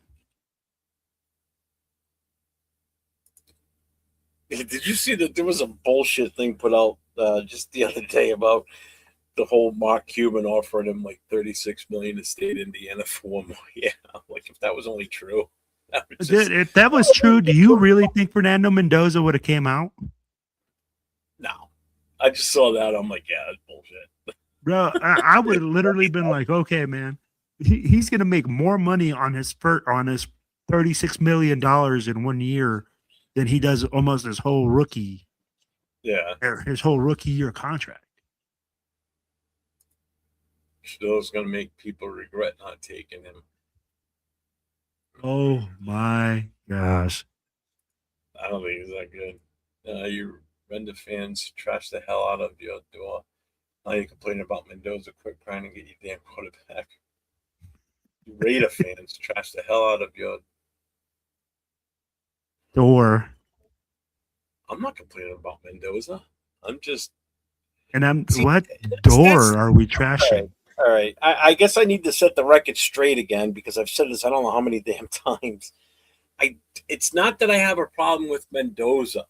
I just don't agree with him as the number one overall pick. I just don't.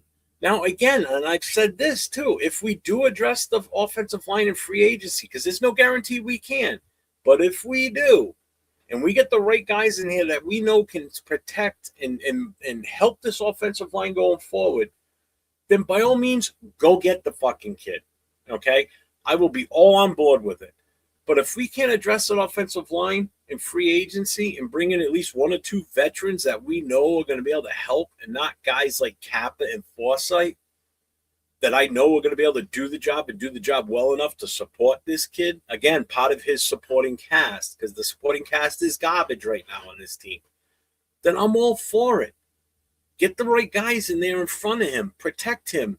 It'll help the running game. Help the running game, you help your quarterback.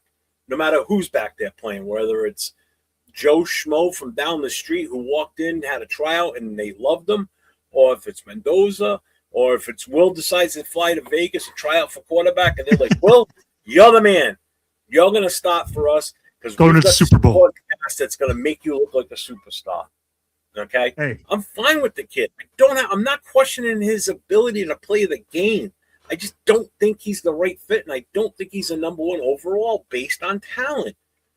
Meaning, there's guys in this draft that are more talented in different positions than a quarterback, being, unfortunately, Mendoza, because he's the highest ranked quarterback in this draft. And that's one of our glaring needs as a quarterback. I get it. So I'm not shitting on Mendoza and not saying that he can't play the game. I just don't think he's the right fit for us at this time. That's damn. all. Clip that. Oh, trash the hell out. All right, that's what he said. You Raider fans trash the hell out of Sanders. Now you're complaining about Mendoza. Quit crying and get your damn quarterback. And I said the same thing last year about Shador. I was never on board with him from the get-go. I was never on board. I thought the hype was too much because of the name. I didn't think he was that good. And I'm sorry. I in that case, I don't think it was that. I think his talent wasn't that good. I don't think his talent was that great at all. I think Travis Hunter covered up a lot of his flaws, and having a team like that built around him at every stop in college made Shador Sanders that much, or his draft stock that much more weaker as a quarterback. How much did Travis Hunter help him too, though? That's what I'm saying. I'm like, that's why I'm like, he covered up a lot of his mistakes. He covered up. I'd be like, if I watch CU football, bro, like, hey, look at the shirt, Jeff. It says CU. Run, run, run. Bro, we watch the games. I'm like, I'm telling you right now, I'm like, Shador benefited from having a big team around him. No, Sarad did not look good. Yeah, he made the Pro Bowl. What can you say? Shut your mouth and quit being. I'm not being a fucking hater, dude. I said it. He made the Pro Bowl. He made the Pro Bowl. Hey, the Pro Bowl is a popularity contest. Stop acting like the Pro Bowl is like the All-Pro team. The Super Bowl. He made it. Shit, man. Look at Gardner Minshew made the Pro Bowl a year, 2 years ago or whatever. But he made it as an alternate, and he was like the sixth option as an alternate. So, yeah. And he'll forever be known as a Pro Bowler in that year because, you know, two other guys were playing one was playing in the Super Bowl. This guy was hurt during the season. So by default, he makes the Pro Bowl.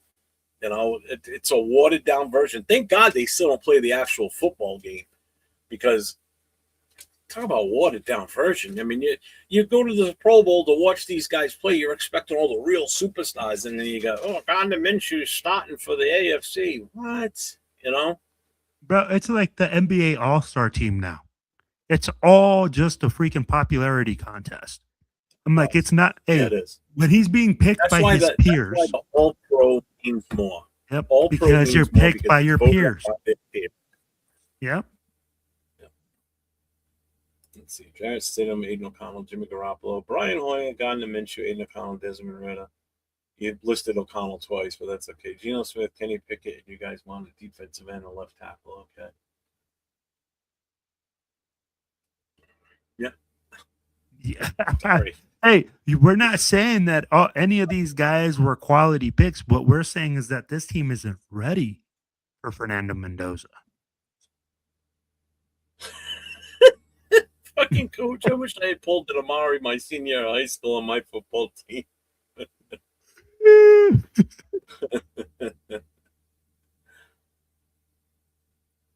NFC South shall rise again.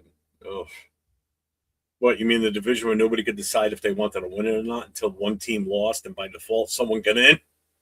Hey, man, the Panthers, the only thing I remember about the Panthers is that home opener last year where they fucking came in here with the red rifle and spanked our ass. Oh, that was horrible. Oh, I want us to do an all-black uniform. Pants. Oh, that would be so dope. Black all black. I only want one game. Imagine how much merchandise they'd sell like that, man. If you change the design up on the shirts, you know. Bro, mini helmets in black you would sell. A real authentic style helmet. Bro, on black uniform for the Raiders, that yeah. It would sell like hotcakes. Laker Nation. Football is number one priority over everything else. Social media star rap here. Then I'll believe he's going to make us regret not taking him. Until that happens, he'll be trash. Thank you, Coach. Oh, thank you, Coach. I agree with that. 805 is sticking up for me here. Don't worry, Jeff. I can say I have a problem with Mendoza at number one. They can yell at me. They already yell at me anyway, so I don't really care. And I mean, it gets funny because we're not saying again that Mendoza is not a good player. We're saying that he's just not the right fit for the Raiders at this time. Yeah. He retired, Sue. After he left here and went to New Orleans for 2 years. Who do you think is worth passing on Mendoza for? Trading the pick away, first of all. If we were to pass upon Mendoza and we say, I will tell you like this, Bane. I would take Bane so that way we could match him up opposite side of Max Crosby. And you're going to have a 272-pound defensive end that can maul people. And he's actually, he almost reminds me more of a Khalil Mack. If you remember when Khalil Mack came out, he was built thicker than a Snicker. And I'd be like, he's kind of has the same body build. He has the same hands. And I'd be like, bro. I never heard that. I really see that. So that's good. Thicker than a Snicker? I just tell you, man. Well, all I got from Jeff, from what Jeff said, is he hates Mendoza. He's son of a bitch. Man. There are 0 generational players to trade down for this. Whoa. Bane could be that guy. Grown man. I think they're more generational than a quarterback. I'm sorry.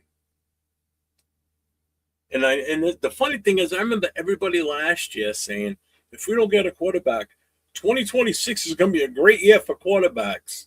That's the year. Now they're already saying 2027 is going to be even better.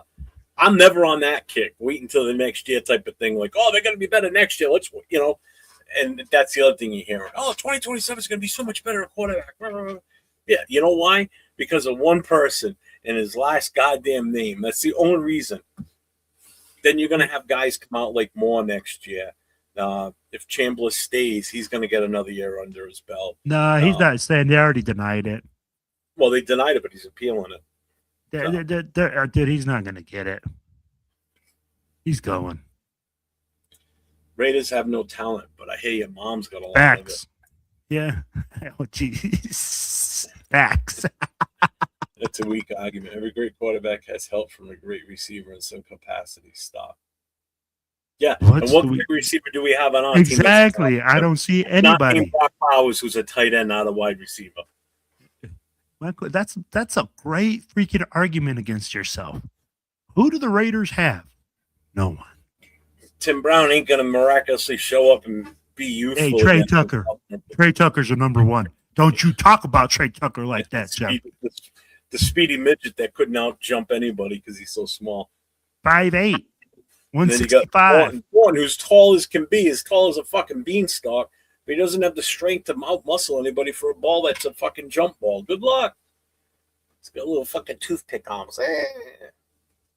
There you go, Sanders. They're like the size of my two fingers. What the fuck, man? Guys, you seen his calves? Holy shit. Yeah, right here. Hey, Sanders was selected to likes that guy. Hey, let him know why Sanders was selected to the Pro Bowl, Jeff. Let him know. I mean, like, Laker Nation, do your fact checking. This is why. Because somebody else turned it down. Because of Myles Garrett turned it down? Yeah, but I thought Drake May not going in, though, too. Because he's playing in the Super Bowl. So that opened up another quarterback slot right there. Yeah, it's so stupid. The Pro Bowl is flag football 100%. The right is far from the exception, like Jerry Rice. Yeah, there it is. He reverted it again. Sanders was selected in Pro Bowl because Myles Garrett turned it down.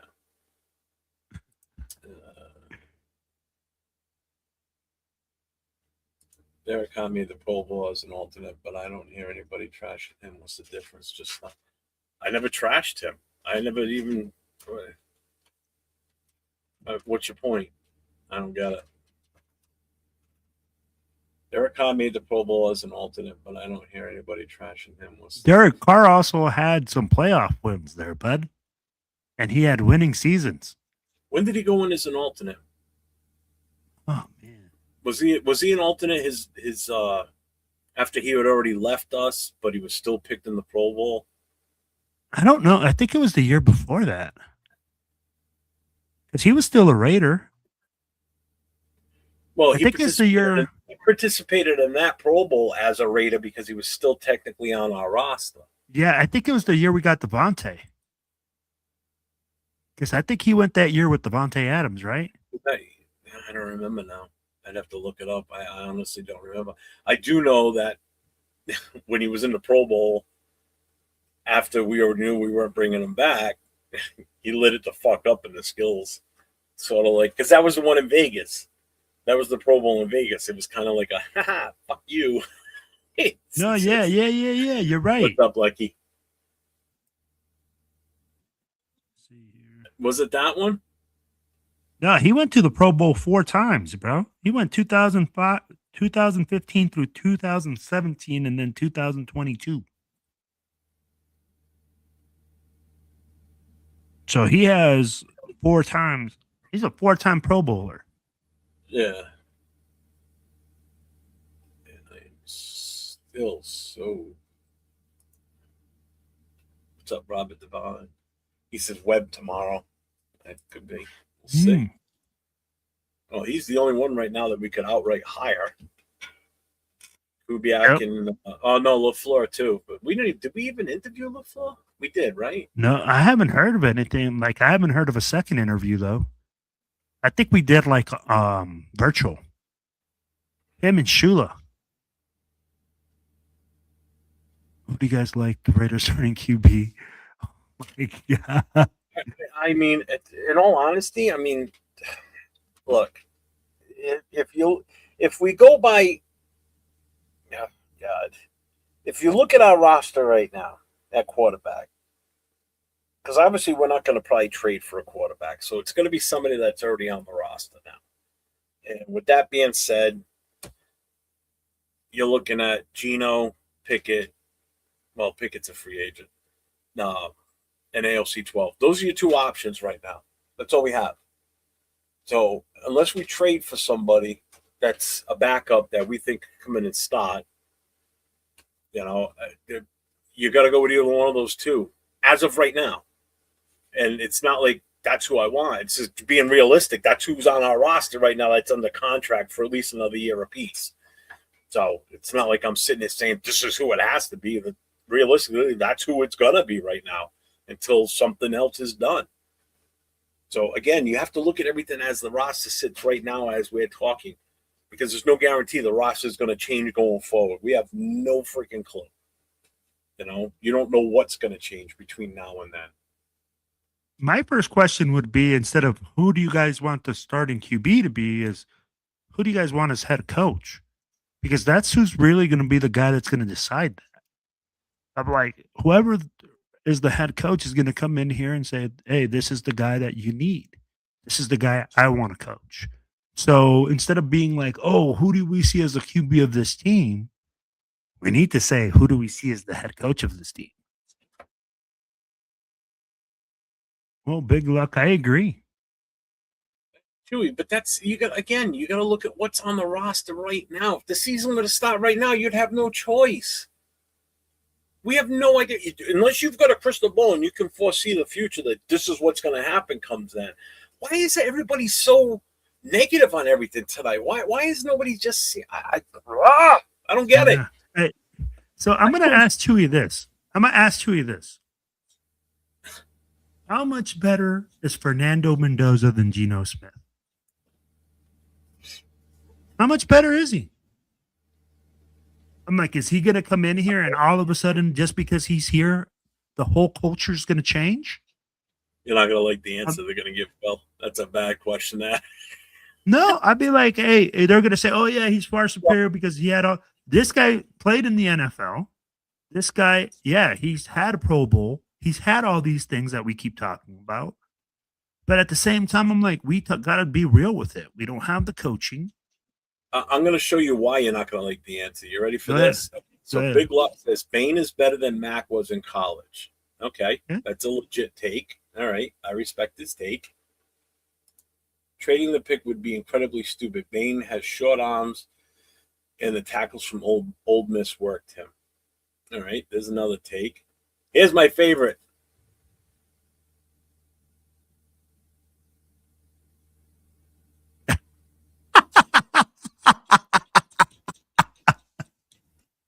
Hey, sorry, wait. Hey, so you're going to tell me that Bain is mid as fuck, but then I'm going to ask you this. What did Fernando Mendoza do in the championship game? 187 yards passing? Uprated dank beta. 187 yards. Tell me that he had this game where he took over the game and made you say he's the number one pick. Miami's defense kept that game close. And Bain's part of the reason. Another one. Bain will get punked in the NFL. Exactly. Don't wait for next year for a QB. Let's see. Do it this year, Mendoza. Albert Sports tweeted Davis Webb left Vegas, is flying now to Denver, and he's going to Baltimore for OC interview. Yeah. See, coach says it too. What makes you say that? And that was this comment. Yep. Let's see, wait till the JV phenom comes out, then get QB. Transfer portal ruin the draft. Oh, definitely, 100%, Bueno. Yep, 100%. Agree with that 100%, man. Yep. If he doesn't like the team with the number one overall, or they feel like they could improve their stock, they will just stay another year in college. Yep, guaranteed money for them. They're not stupid. Absolutely not stupid. Yep. I think Lincoln's still trying to defend you. Yeah, salute to the Madden GMs in the chat. Why do you think Bain will get punked? He's talking to Rick. So here it is. Bain has short arms, and those tackles in NFL will neutralize him. Hey, did you see that against Indiana? Bain played. He fucking no. Bain played against some future accountants. The NFL is different. What? And keep in mind, so someone said earlier that, I think it was Coach, I'm not sure now, I forget, or it was Big Luck, that they thought Bain was better than Mac coming out of college. Remember, Bain's at Miami. Okay? Where did Mac play? Buffalo. How big of a school and what type of schools do they play? Small Division 1A school. Almost 1 AA. Thank you. Let me just put it like this. For good at a bigger school like a Miami or Alabama or shit like that. No. I'm not saying that. But you got to compare apples to apples here. I mean, you're talking totally different levels in college, too. Hey, and I'm going to tell you like this. Everybody touted that offensive line and I did too, for Indiana. But that offensive line did not have an easy time in that championship game against Miami. That was probably one of the toughest games they've played this season. I mean, they were getting worked a little bit. Jeff, I'm going to tell you like this.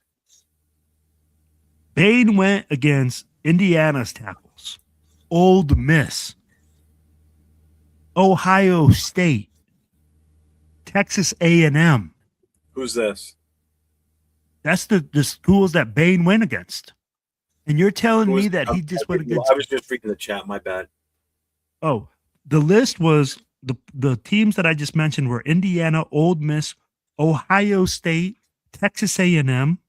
Mm-hmm. He played those four schools, not including, the teams that he had at Notre Dame. They played all their guys in the season. You're telling me that this kid didn't go against the best. He went all the way to the national championship game. And Jeff, did he get erased in the national championship game? So how is this guy mid? He shows up at every game, at every level. And you're going to say that he has short arms, that he's going to get erased. But he's been playing against those guys all season long. Division I tackles. He plays ACC football. He played against the SEC. He played against the Big Ten. Hey, you know who else had short arms coming out of the draft last year? And everybody said he was horrible and he shouldn't be picked. And where is he playing in 2 weeks? Oh. Playing in the Super Bowl. Left tackle for the Patriots. Yeah. And I even said it. I'm like, oh, yeah, he's got short arms. He's not going to be good. Oh, guess what? I was fucking wrong. He started all season long. 2 rookies on that offensive line. A left tackle and a left guard playing side by side. 2 rookies. Yeah. And look at that team. Protected for a kid that's possibly going to be the MVP. But he's got short arms. You know what it is? We're looking at arm length. They see how long Max's arms are, and everybody's like, you're going to be that long. Sort of like you're going to be this tall to ride the ride, and if you're not this tall, you can't ride it. Well, if your arms aren't 33 inches, but they're 32 and a half. All I got to say is John Randall. Short arms. Oh, my God, he was not even him. Look at what's his name? Harrison from the Steelers. Did you ever see how small he was compared to other guys when he's out there? He wasn't a big dude, tall-wise. He was jacked as shit, but he was just super aggressive and strong. Randall, same way. And with defensive ends, you almost want them to get short because then they get that edge, and you can get them to get underneath the pads of the left tackle. A 6'5" left tackle dealing with a 5'10" defensive end, it's hard for them to stay low. It's hard for them to stay in position. I mean, but Bain is not a 5'10" defensive end either. Yeah. How often does he get home now? Gets a lot of QB pressures. Remember that. Always leads the league in QB pressures. I haven't seen that many sacks. Seen him miss more sacks this year than make them. It's because he takes too wide of a swing all the time. He goes too far outside the lane. If he would just spin back inside a couple of times, he would just be even more disruptive. You see it when the play's developing. It's like, why is he just not cut back inside? And just because Max Crosby has long arms doesn't mean there's not defensive ends that are successful that have short arms. Yeah, he did it. He did wear eyeliner.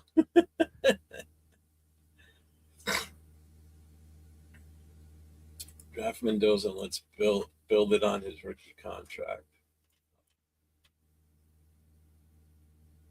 Beautiful, beautiful lady, man. Yeah, I'm not bueno. Yeah, he's delusional. Webb, Kingsbury, Glenn Schumann as head coach, OC and DC. Schumann, where's he from? Obviously, he's the DC. Yeah, I'm like, Schumann. Where's he from? I'm Pigs, gonna look where's that he up. from? You just said Glenn. Pete Carroll was the man, right? Then bringing in Geno, the bum Smith, another losing season, and some more horrible takes when it comes to the nation. Oh, here we go. Hey, I ate crow on that one. I wasn't. I don't think anybody expected us to be that bad with Pete Carroll here last year. That bit everybody in the ass. Yep, I agree. So Glenn Schumann is the defensive coordinator for Georgia. Oh, he said 8 interceptions. Whatever that question was, I forgot how far back that was. I mean, I'm 10 minutes behind still in the chat. Seriously, I can't catch up no matter what I do. And you're right, too. When you had receivers. Yep. And an O-line in the run game. Yeah.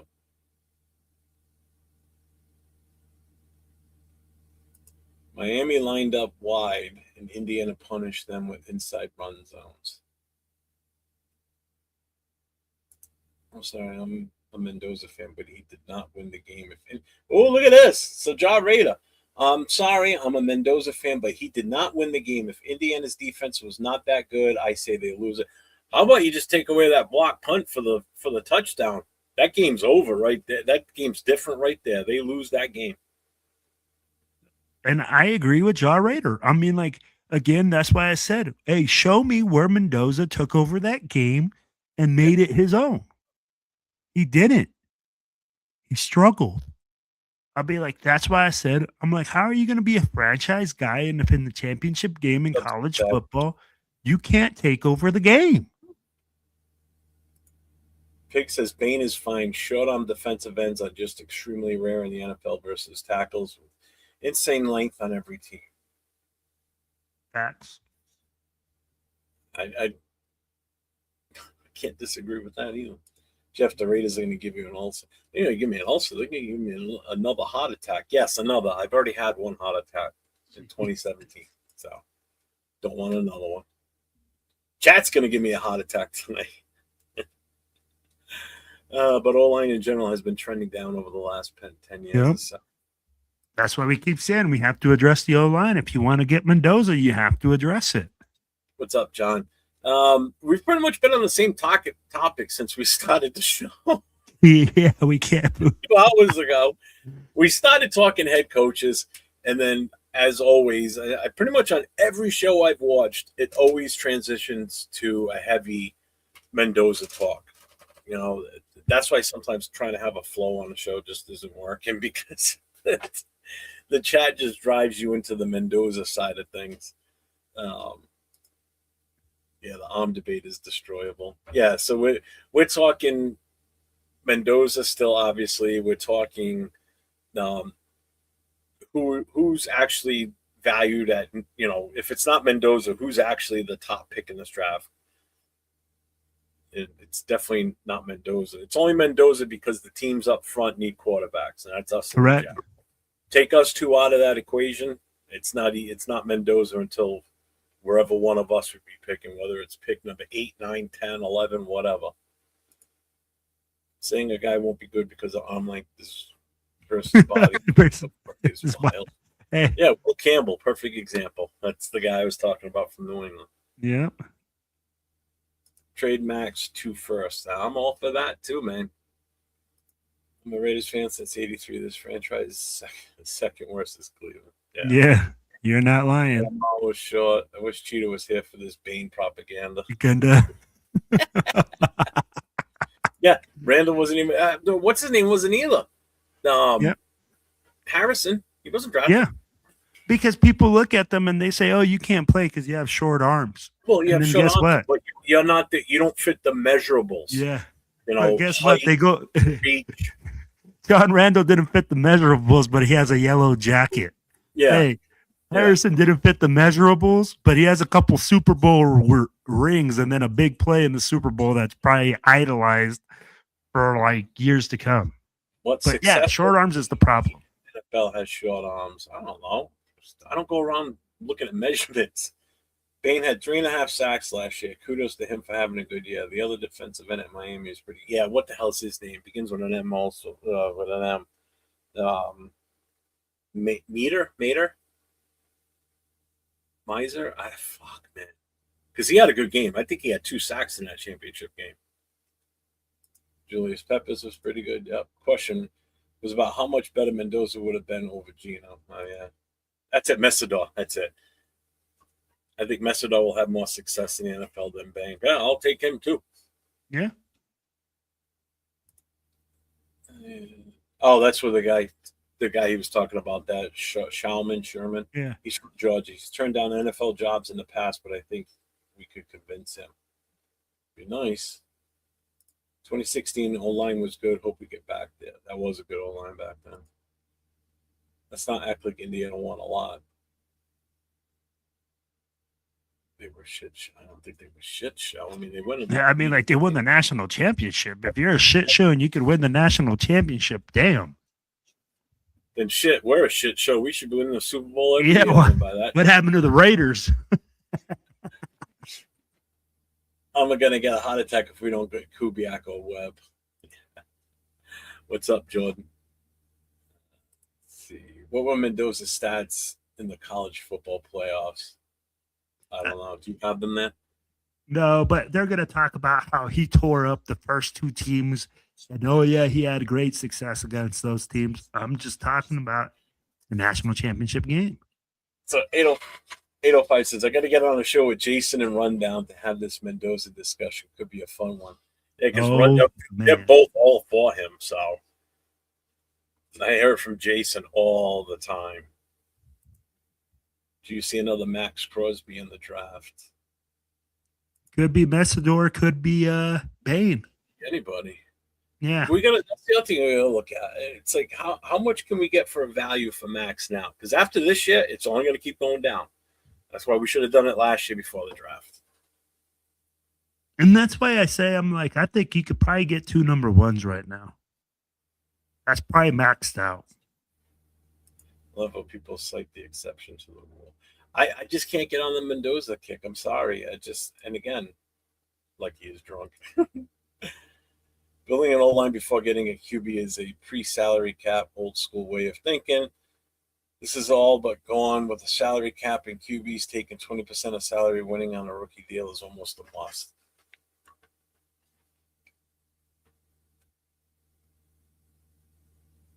I just can't trust this team to do anything right. That's the other thing that makes me nervous. So he wants to get the offensive line after he gets the quarterback.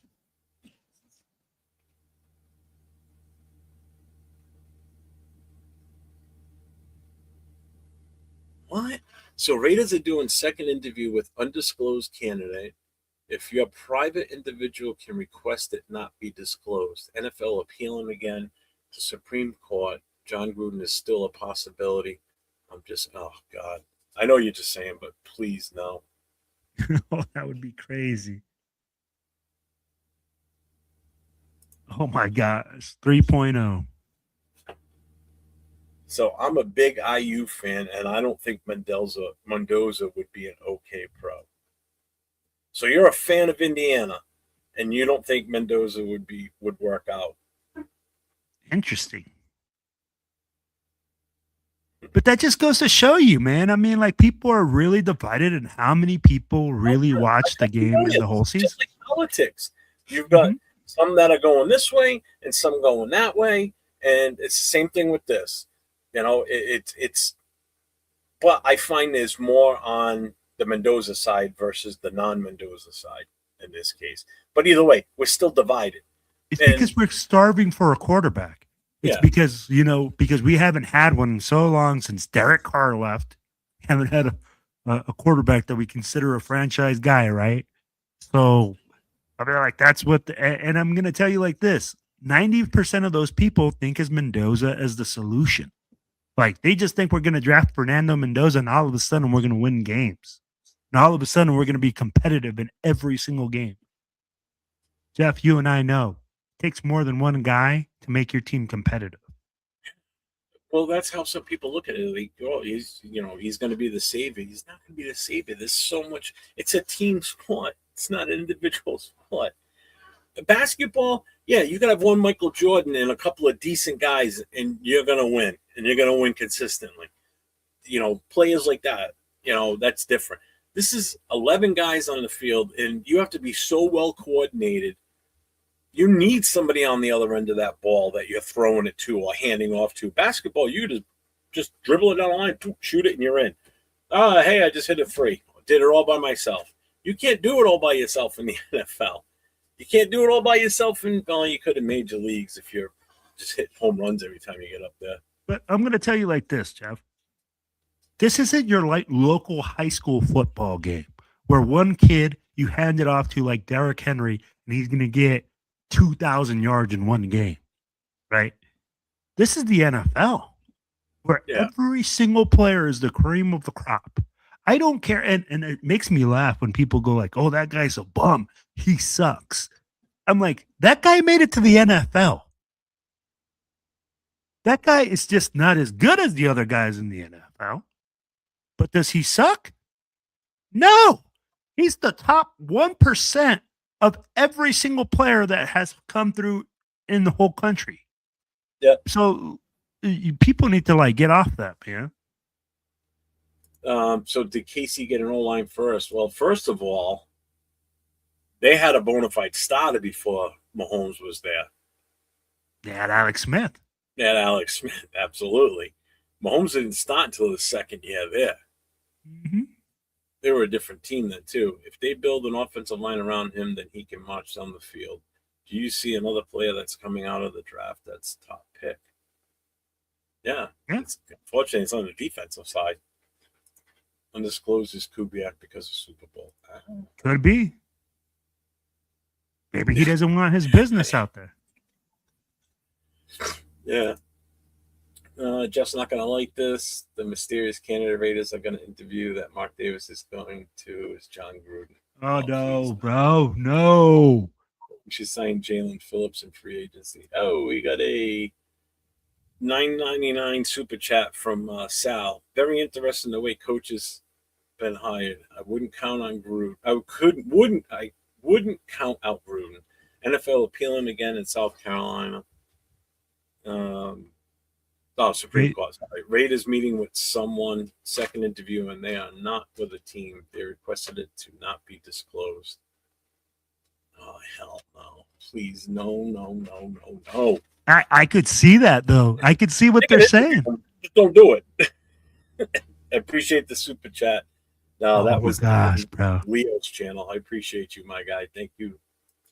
Leo appreciates you. He's not here. Yes, sir. People knocked Josh Allen and Aaron Rodgers before their drafts. Yes, they did. And that's why Aaron Rodgers slid down to 24. And he sat on the bench and he became great. Yeah, people knocked Brady before his draft. What's the point? And Brock Purdy went last man in the draft, so yeah. That just, you know what? You're just solidifying my point though when you say that, because it necessarily doesn't have to be a first round number 1 overall pick that becomes the gem. You could find one later in the draft. You don't know. Again, just like anything, it's a fucking gamble. You draft somebody, it's a 50-50. You don't know. Yep. No thinking we will win every game if we draft. No, I don't think so. Well, you better get used to it, John, because right now that's what we got. Until something that, again, as of right now, as we sit here talking to you, looking at you right now on the camera, that's who our players are on the quarterback room. It's Geno Smith and AOC 12. Yep. No other options at this time. That's it. People were knocking Drake May before his draft. I didn't say shit about Drake because I don't even fucking know about him. They're saying because he played in Duke and like the competition he played against. People were finding warts. Finding warts on Drake. Okay. I've been watching Raiders ball since the 70s. I'm beyond starving for a kid. Hey, I got you, Roy. I got you.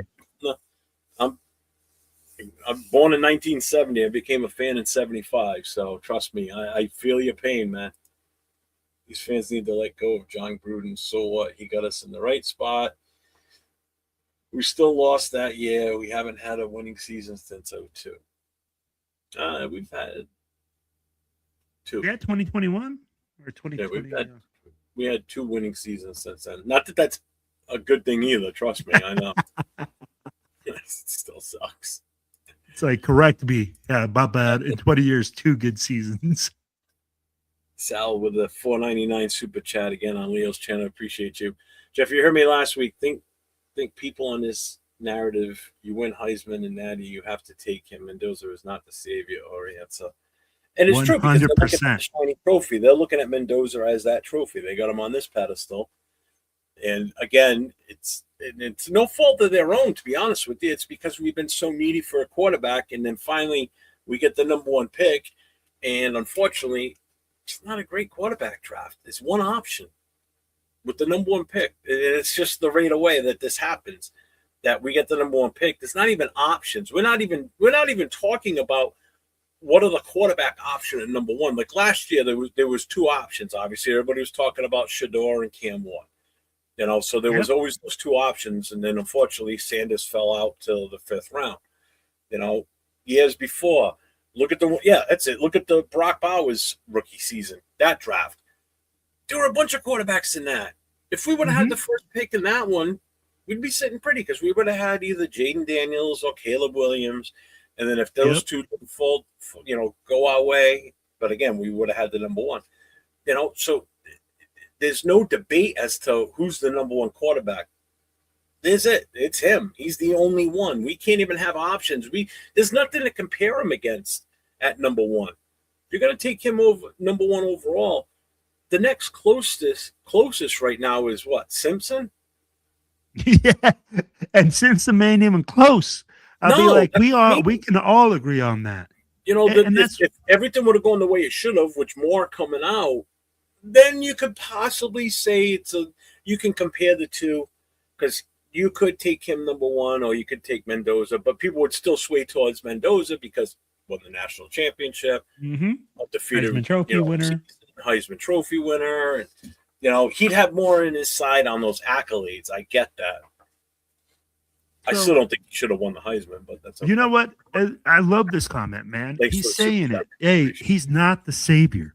But can he be part of the solution? Absolutely. And we've said it. The team just isn't ready for a guy. And he's not this guy that's a game changer. I mean, like, tell me that you see this guy coming in and making this team an absolute winner from day 1. He's not that type. He needs people around him to be successful. You're going to trade Bowers? Oh, jeez. Let's not. No, dude. No. Unfortunately, we can't fire Mark. That's the shitty part. I hope the mysterious interview is Kurt Signetti. Yeah, that could be. Trust me, I'd rather be him than Gruden. Even though I don't think he's going to leave the college ranks. Not for less than 13 mil a year. Not be disclosed. It's for other reasons that are private. These guys aren't finished products. Mendoza was only 22, and he should get better. There's the thing. He should get better. Oh, Tomlin, I wish. I'm looking right at you, the camera. Am I freaking out? What's up, AL? What's going on, my guy? What's up, Cassie? Patriots are unranked 14th, middle of the road. Yeah, that's with 2 rookies. 2 starting rookies on the left side, though. They're improving from where they were. They needed offensive linemen, and guess what? They addressed it in the draft, and look what it did. How did our last first-round pick pan out? It can happen at any position, no guarantees, no matter what position we draft, so why not Mendoza? No, and I get that. I told you. I'm not against drafting them. It's just... Wait, what does he mean can happen? Our last first-rounder. Our last first-rounder is Genty. Is he calling Genty a bust already? The last first-round pick pan out. It can happen at any position, no guarantees, no matter what position we draft, so why not Mendoza?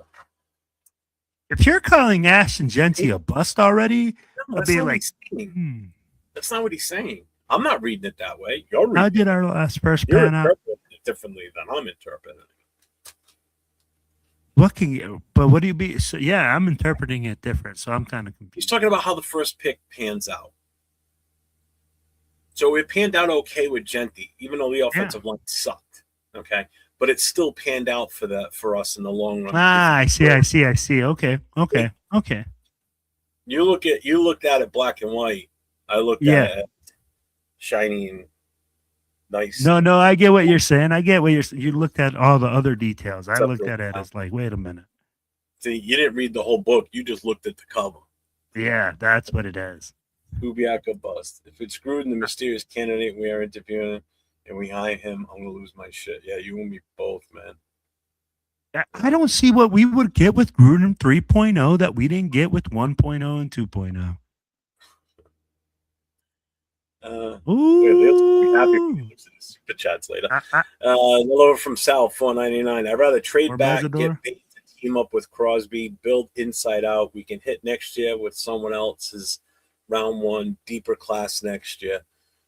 And that's what I was saying earlier. It's like everybody always says next year's draft for quarterback.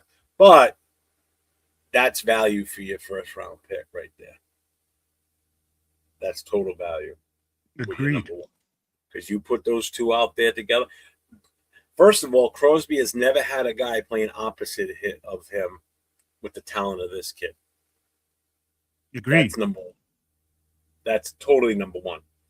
Because as they're double teaming Max, guess who's on single? Who's being singled up? Bang. And his short arms aren't going to matter. Well, and if you're sliding protection, I mean, like, you put them on defensive ends, that's what gives you the one-on-ones. Like I said, Leo's going to be happy when he checks his super chats later. Oh, man, that guy.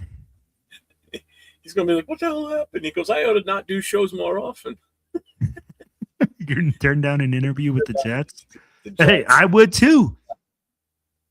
Let me tell you like this. Why would the Jets be interviewing anyone right now? Don't they still have a head coach? OC. Oh, wow. OC, okay. A team that's 3-14 with no good QB is always ready for a QB. And those would be the best QB prospect. Of course he's the best. This is the only option this year. There is no other option. If you're drafting in the first round and you draft another quarterback. We have no clue who's coming out next year. Exactly. If you go based on right now, Mendoza's hands down the only one. But look at I love that. Give him a legit O-line. You have to give him a legit O-line. Correct. Hey, if you give him a legit coaching staff and O-line, hell yeah, he's going to bring a great prospect. I'd be like, that's exactly what we need to do in order for him to be successful. Jeff, haven't we said that like 15 times? And get him people to help make him and us successful. Yeah, I agree. Yeah. It's still going to be the tough feat. Bears weren't ready for a QB either, and that worked out after 1 year, and they fixed the line. Same with Drake May. It can work, but it will take at least 2 years.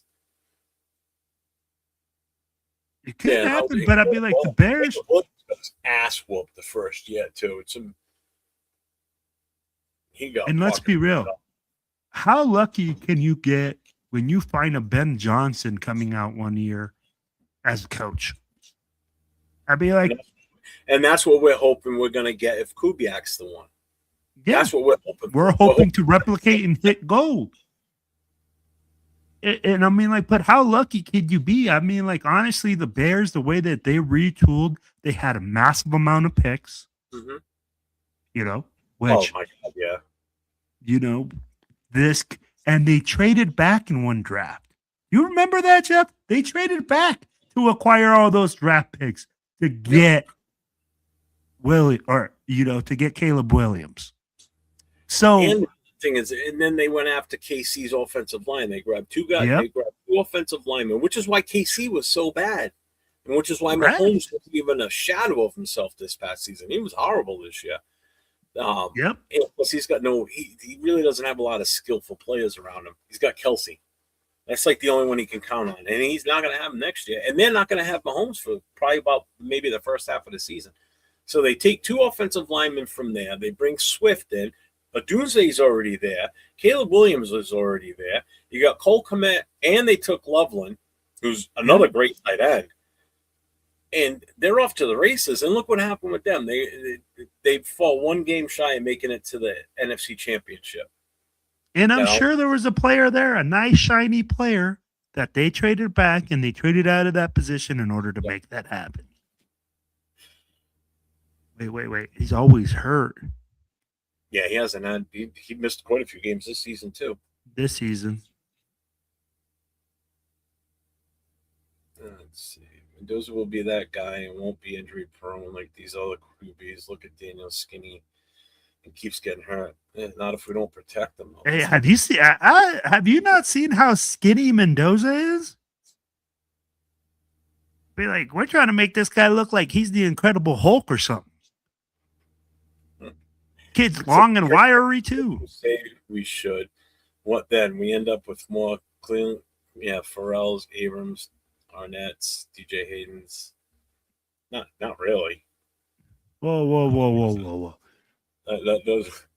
I get what he's saying. I understand it. And if you know anybody that knows Afakasi, he's very passionate about this team, and I get it. You know, he's tired of seeing us stuck in this rut of just suckage after suckage after suckage every year. We're just horrible, and we've always got these picks. Like pretty much every name he's named down there have all been just complete wastes. Every single one. And I get it. And he left out one too, Leatherwood. Yeah. Which is another big swing and miss we had. Yeah, I get what he's saying. And that's what we want to hopefully avoid too, you know? No, I agree. I mean, like, nobody wants to miss. I didn't wake up and choose violence. I can't. That's not cock blocking or whatever. It's a move. It's a strategy move. What's up, Pete? Plus, that doesn't stop Webb coming from being the head coach. If you guys wanted Webb to be the head coach, that doesn't stop him from coming to Las Vegas and becoming our head coach. Mm-hmm. Yeah. Bane does have short arms. He's the one that said it. He's the one that was... He's using that as like a joke because that's what was said earlier. He's bringing that back up, which is funny. I love it. First round NFL quarterback draft picks have a success rate of roughly 40 to 50%, with studies often indicating a miss rate higher than 50 over the last 2 decades. Facts. First round left tackles are among the safest high-end draft picks, with approximately 59%, 38 of 64 first-round tackles earning a second contract with their drafting team over a 20-year span. Nobody wants to do that. No. That's probably part of the reason why Moore went back for one more year, because he knew he'd be a Jet if we didn't take man. He's like, nope. Sal, love to come on live for fellas and explain to our fellow Raider fans why Mendoza isn't our guy. Coming from a former collegiate quarterback, there's a lot of holes. Another super chat at $4.99. You know what? Hit me up on Instagram. We'll make that happen. It's under the same name, 401 _Raider _Jeff. Hit me up on Instagram. Send me a PM. If you don't have that, I have Twitter. It's the same name. If you're on Facebook, my last name's LaFontaine, just like it sounds. I don't care if people know my last name. I could give a shit. It's on my fucking shirt. You see it all. There you go. So what's the difference? But appreciate you, my guy, with another $4.99 super chat. Bears gave up 62 sacks. Yeah, not this past year though, right? Had to be last. Had to be that had to been a couple of years ago. Mendoza will be better than Arch, Sellers, all these next upcoming QBs, college prospects coming into NFL. Mark my words. Wow, how are we gonna mark your words when Arch Manning won't come out for another 2 years? And I agree with you in a way, John. I definitely agree with you. It's not the players; it was the coaching that was the issue. Minus guys like Kappa and although Kappa did play center better than he did at guard. Kappa, Forsythe, Parham has just been I've been on his case for the last 2 seasons. I'm just so done with him. But good thing is he's gone now. He's a free agent, so he'll be bye-bye. Forsythe will be bye-bye. We only signed him to a 1-year deal. Kappa we got for 1 more year.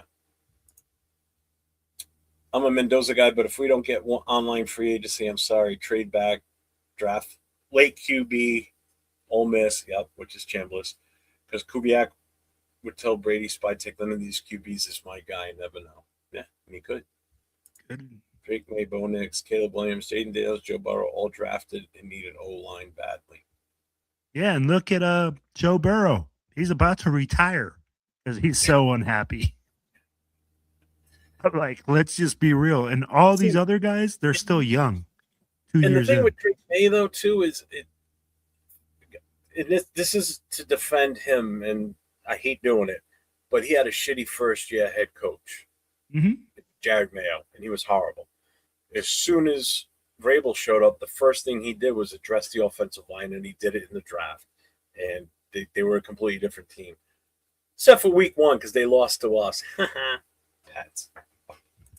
Mendoza's 225. That's big for a QB, to be honest. Well, he's 6'5". Yeah. And Mendoza will put another 10 pounds to Jaden Daniels. Can't put no weight. He has a skinny frame. Yeah, why do we keep comparing Jaden Daniels? Yeah, and I mean, like, we don't want to compare guys when they come out, but we want to compare guys. I'm done with that shit. Yeah. We're all resorts of trade downs. Yep. The GOAT. He's the true definition of what GOAT used to be. Okay.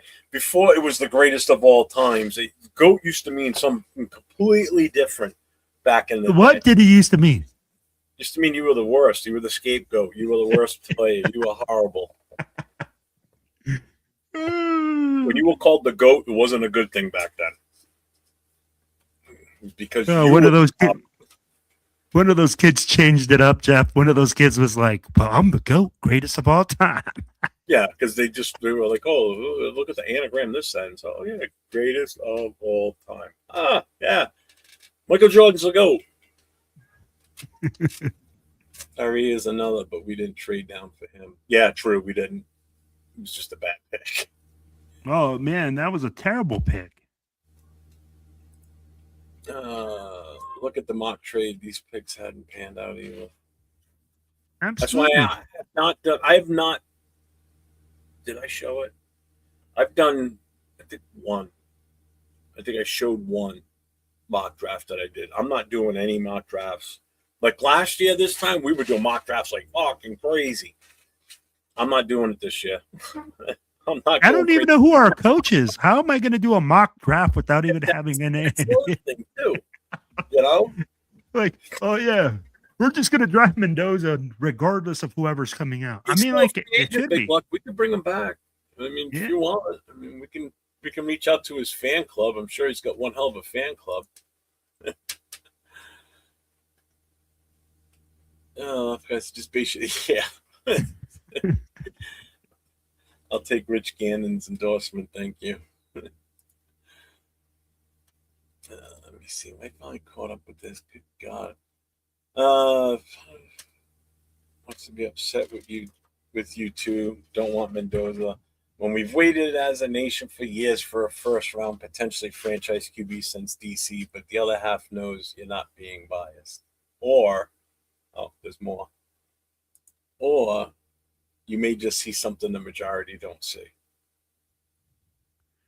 I don't think it's the fact that I'm seeing something the majority doesn't see. I just want more value for my number one pick. That's all. That's all I'm asking. Is just consider it. That's all. You see, and for me, I'm looking at it as we're not ready for a guy like that. I'll be like, I want to be able to say like, oh yeah, we're a great landing spot for Mendoza. But Jeff, we both talked about it.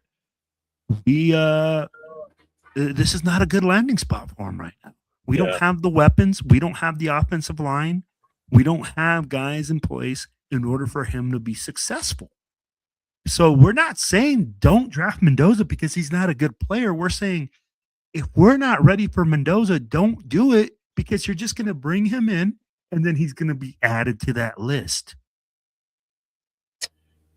Here's my other take on this, and thank you, Sal. I'll check it when we're done here. I appreciate that, and thank you for the $1.99 super chat. Man, Leo's really gonna love you tonight. Um, eh, Here's the other reason, okay? Because how do I want to word this so I don't sound? Hmm.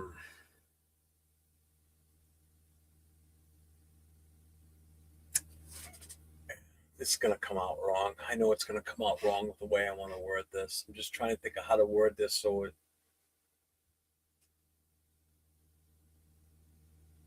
I,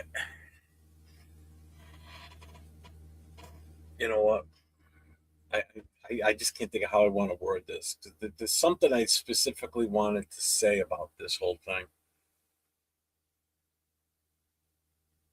We haven't confidently, no matter who's in charge, and now we're getting this a GM for the second, a GM on his second year. Until I see otherwise, this is what makes me nervous about going and making this move for a quarterback like this. We haven't shown stability in being able to do the right thing in free agency. Okay.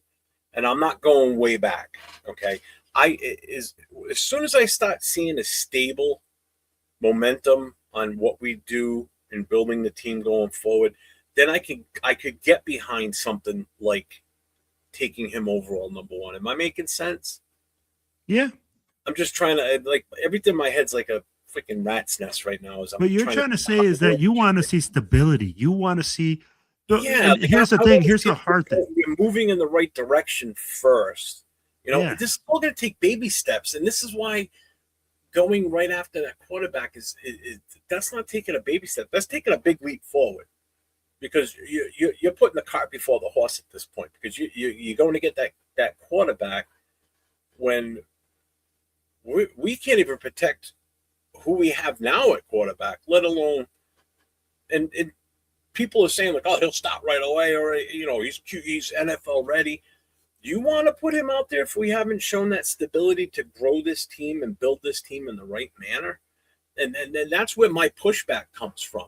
Again, I'm not questioning his ability or his talent. I'm questioning us as an organization to do the right thing to help him so he's in the right place when it's time for him, or whoever the quarterback is. The last thing I want to do is bring a rookie quarterback in and kill his confidence because we can't protect him. We can't put the right pieces around him to help him. That's how I'm looking at this. I know it seems like I just don't want Mendoza. And everybody keeps taking it the wrong way.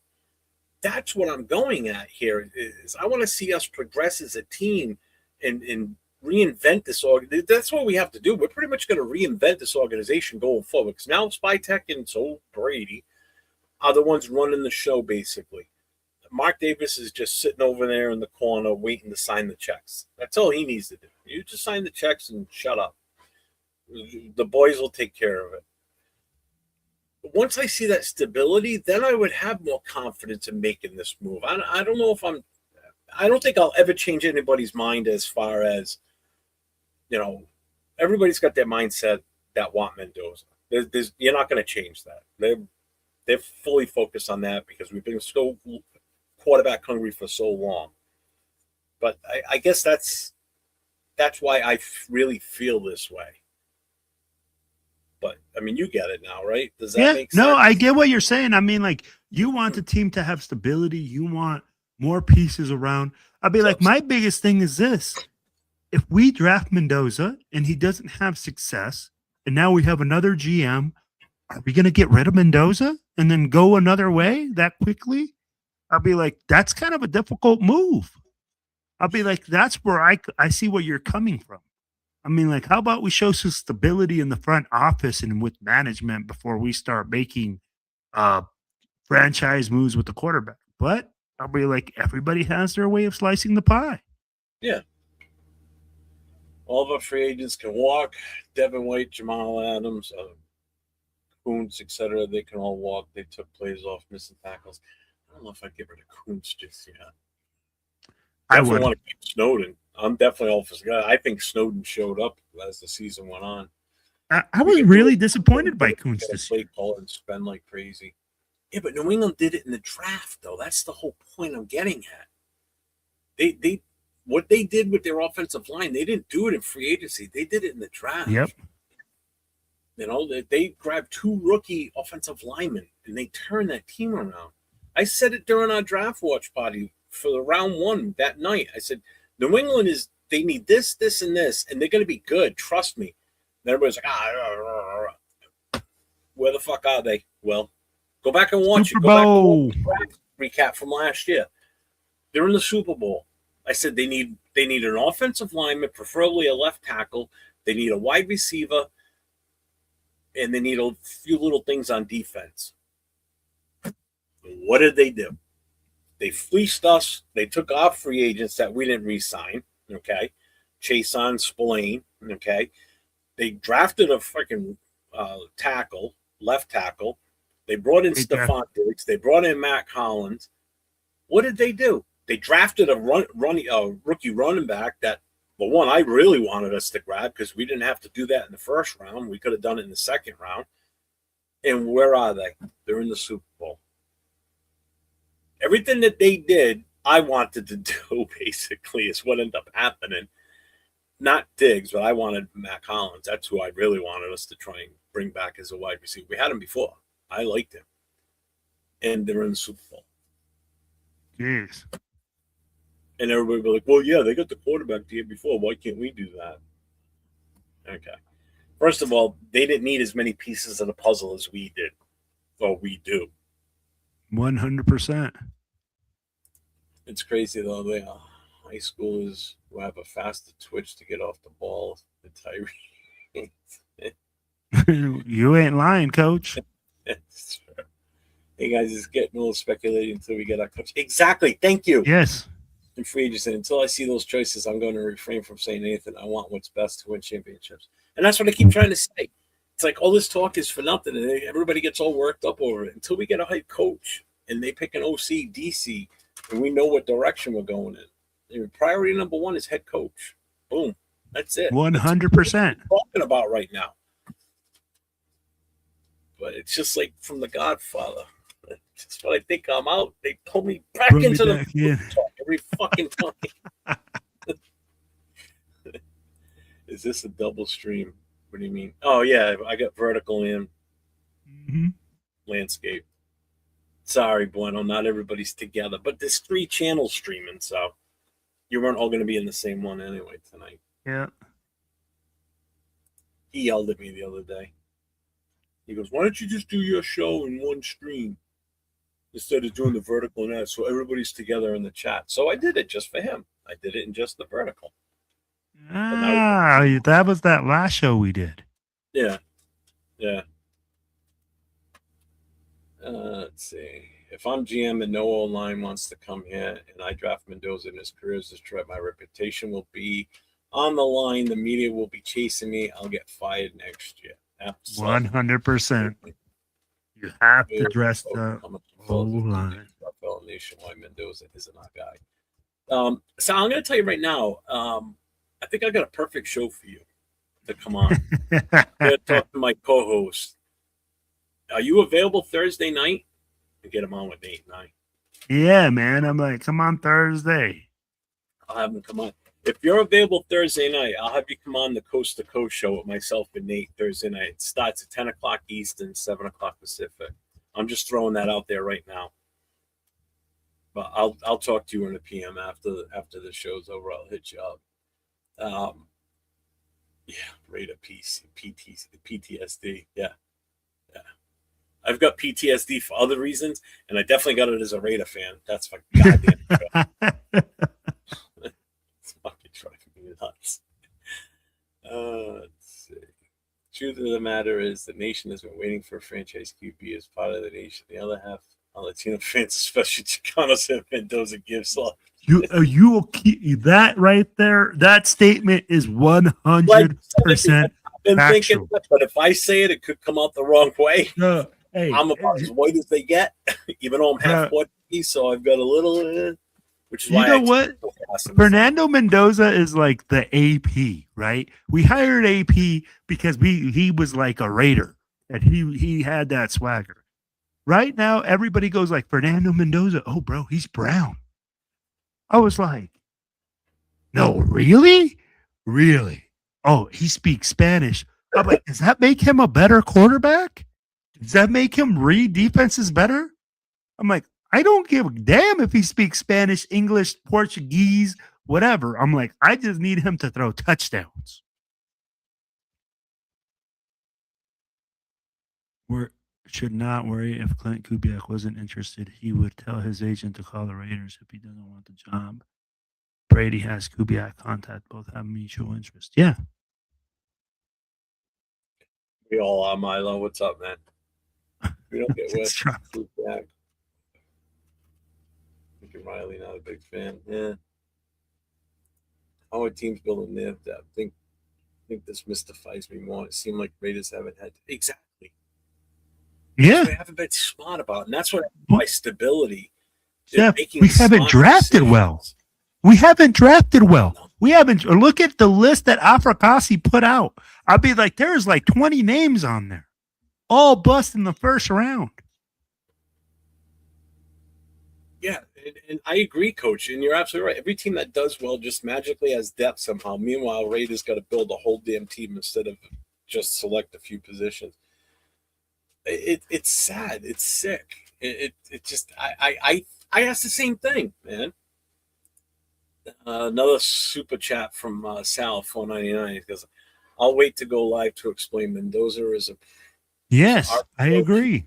He doesn't read defenses or change protection. What did I say? What did I say? IBS, we are on the same page. You didn't see him make any changes. He's straight RPO. He reads the defensive end and then reads one overhang and then makes the decision off those two things. Maximum. When you run RPO, you do not read the whole field. It's not meant to be that way. Yeah.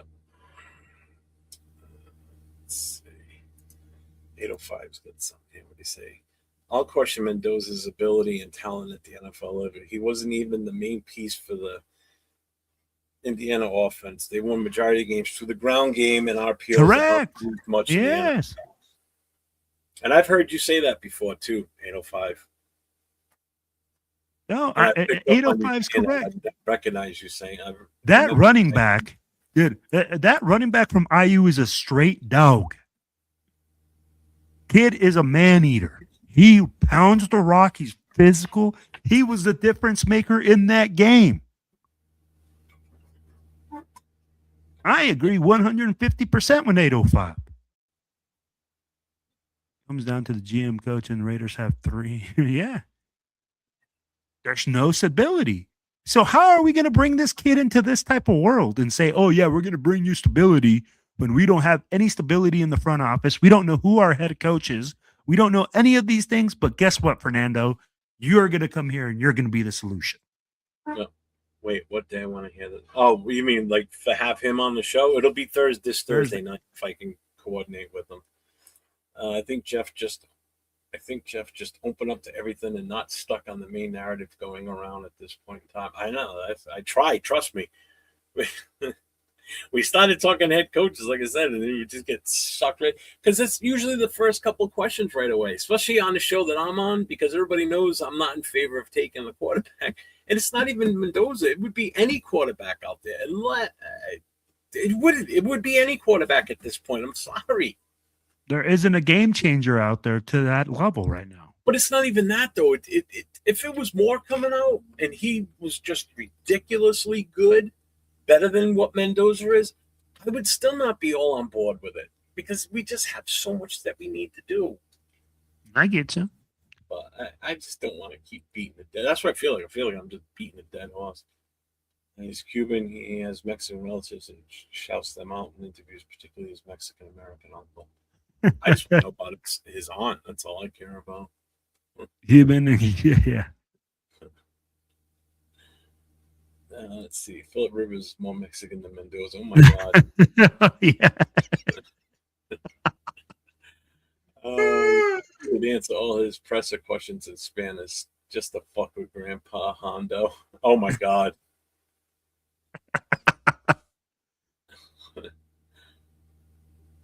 Tom Brady's giving me Michael Jordan before he sells someone his silver.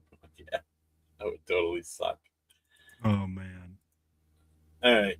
Let's see. Jeff, regardless, brother, I respect your point of view, but I see something special brewing in the nation with Mendoza. Yeah, who knows? It could be. I Could be. I mean, and again, I'm fine with that. I'll eat my crow when the time comes. I'll admit it. If it turns out the complete opposite of what I'm suggesting, trust me, I'm not. If we grab him, I don't want to see him fail, because to see him fail means my Raiders fail. So no, that's not what I want. If we draft him, I'm support him 100%. And don't Agreed. I'm not wearing anybody's. I'm not wearing Mendoza jerseys and anything like that. First of all, I don't buy new players' jerseys. Last time I did that was gallery, so you're not going to see me in that. So if you're going to see me in a jersey, it's going to be like a Howie Long, Otto, Art Shell, Upshaw. Those are the Wisniewski. Those are the ones you're going to see me in. I don't buy new jerseys. Fuck that. It's a waste of money, because then they're gone in 5 years or 4 years, or in jail, and like all the people that have the Henry Ruggs jerseys. Wait. This right here. It says Mendoza's the best pre-play reading, pass pro adjusting QB since Luck.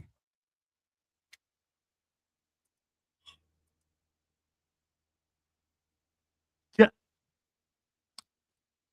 I disagree. I'd be like, Roy, I really disagree here, because if you understand the offense that he runs, it has nothing to do with any of those things you just said. So eventually Brady will leave, right? Yeah, hopefully. Clickbait Hondo.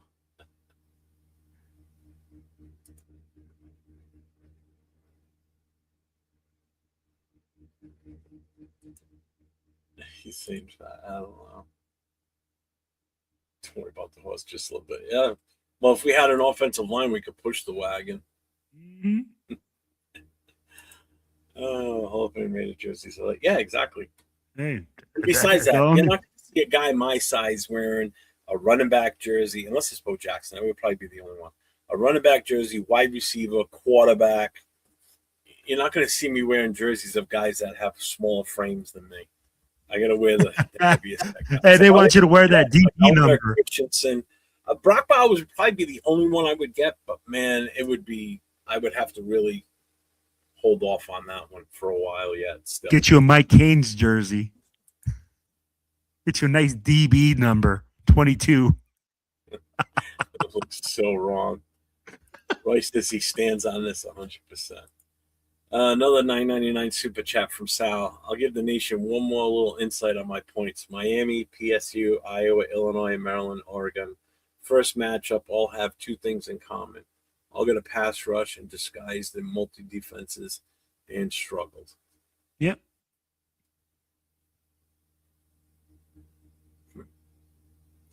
Thank you again for the $9.99 super chat. Appreciate you, brother. Yeah, and he's right. What they're doing is they mug the line, they come up and they drop different guys and they bring different guys. And when you're telling me that Fernando Mendoza was reading all this, okay, and doing all this, where was this in the national championship game, Jeff? Because I could have sworn I saw Miami corners jumping those freaking throws to the flat after a while, but he was supposed to be reading that.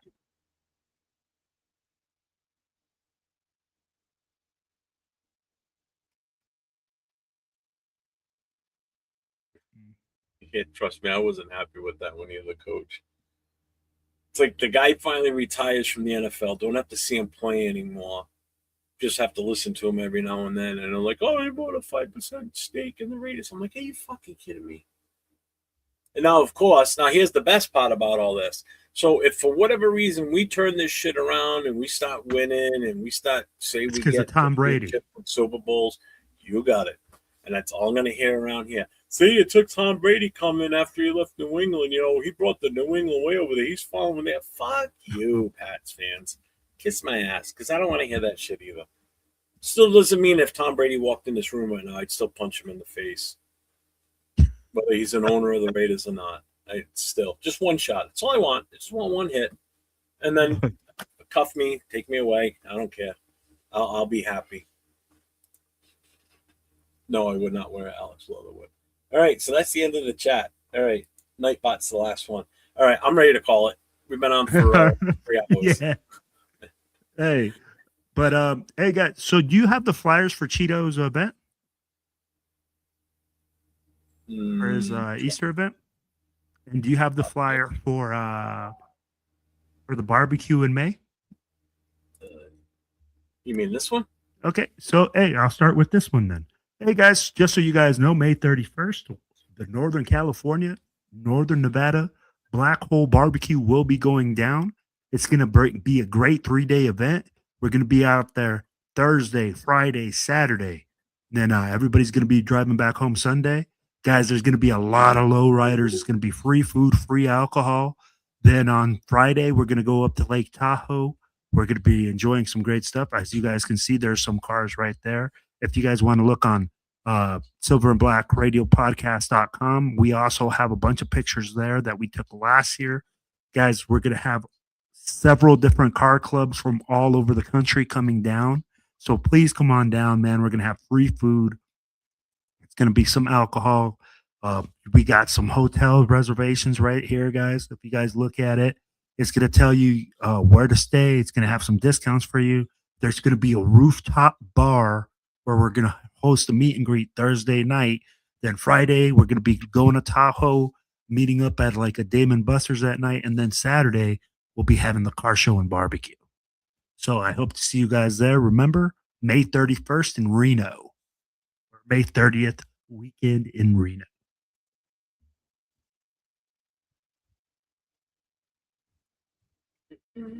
And then let's see. Do we have the one for Cheeto for his Easter event, Jeff? I don't. I don't know if you have it. I see if do you put it not. I thought it was in here last time. I don't have it. I thought I did. I don't. Unfortunately. All right. It's not in the. It's not in StreamYard. I don't have it in there. All right. So I guess we don't have that one, but guys, also so you guys know, hey, Cheeto will be having a combined event for Easter. Make sure that you guys check them out. I'm sure we'll start posting it to our page and start posting it all over the place. Make sure you go out there and support our brother. He's going to be doing it with Mike from Raiders Against the World and several of their booster clubs in that area. This will be in the Inland Empire area for California. Yeah, tomorrow night, I'll be back on with Leo tomorrow night, so he will. Oops, what's this one? Oh, that's the performers for the barbecue. I'm sure he'll bring up the Easter one tomorrow night on the Raider Connection for sure. There's a couple more chats that came through here. Let's see, Brady is from the Bay. He grew up a Raiders fan, and I'm mainly Raiders, but can't claim it because he's the face. Of course, he is. They got a fucking statue for him outside the stadium. Yeah, we should have all got together that day after we beat them and ripped it down. Should have treated that thing like Saddam Hussein's statue in Iraq. Jesus.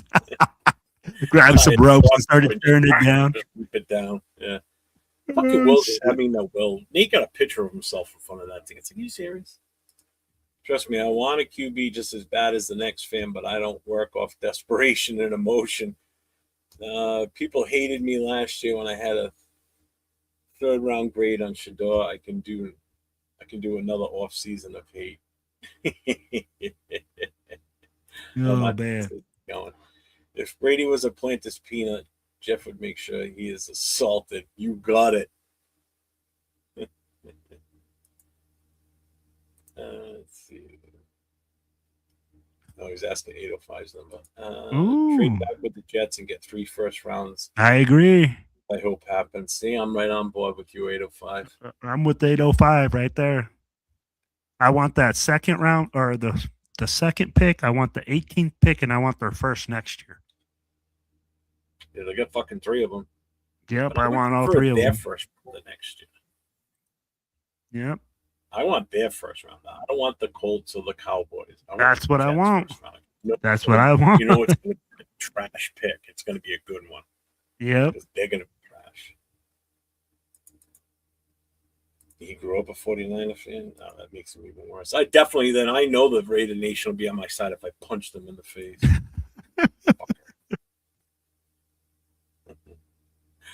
All right, everybody.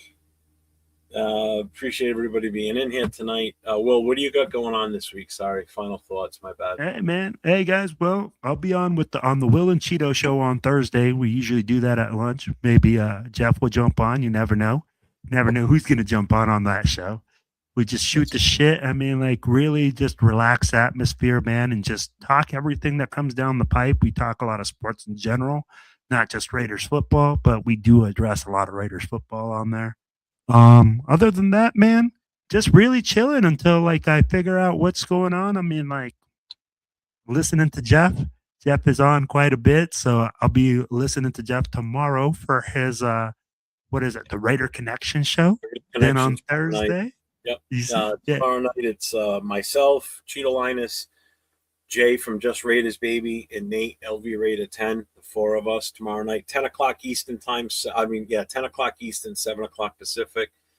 And I'm sure Mendoza's going to come up with that chat too in that show too. I guarantee that. And then Thursday night, it's Nate and myself, LV Raider 10, Raiders Coast to Coast, 10 o'clock Eastern, 7 o'clock Pacific. And then Friday night, No Huddle. That's my show that I do on Friday night solo.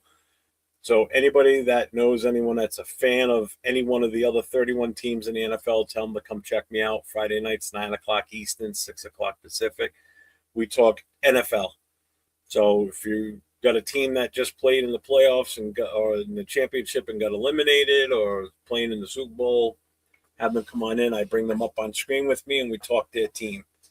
So it's a good show, man. I love it. It's fun. I like it. I'm trying to broaden my horizons instead of just have a strictly Raiders show. You know, trying to. No, I got you, man. Growing. You're growing. You know, yeah, it's taking time. It'll grab. It'll grab at some point. So let's see. What do y'all think of Raiders chat sports? No comment. Clickbait. Yeah, it's not for me. Not for me. I don't want to hear takes from a guy that's not even a Raiders fan. And I don't mean Mitch either. I'm talking about Chugs. Oh, man. I don't. Whatever. Not going to get into it. Jets would have to offer that. If that's not on the table, what do you do? We're going to have to follow that up tomorrow. Sorry, Coach, but we're calling it quits for the night. TMZ Raiders. Yes, cool, Kev. There you go. Everybody have a wonderful evening. Thank you for being here with us tonight. And as I always say, stay safe. Go Raiders. Raiders!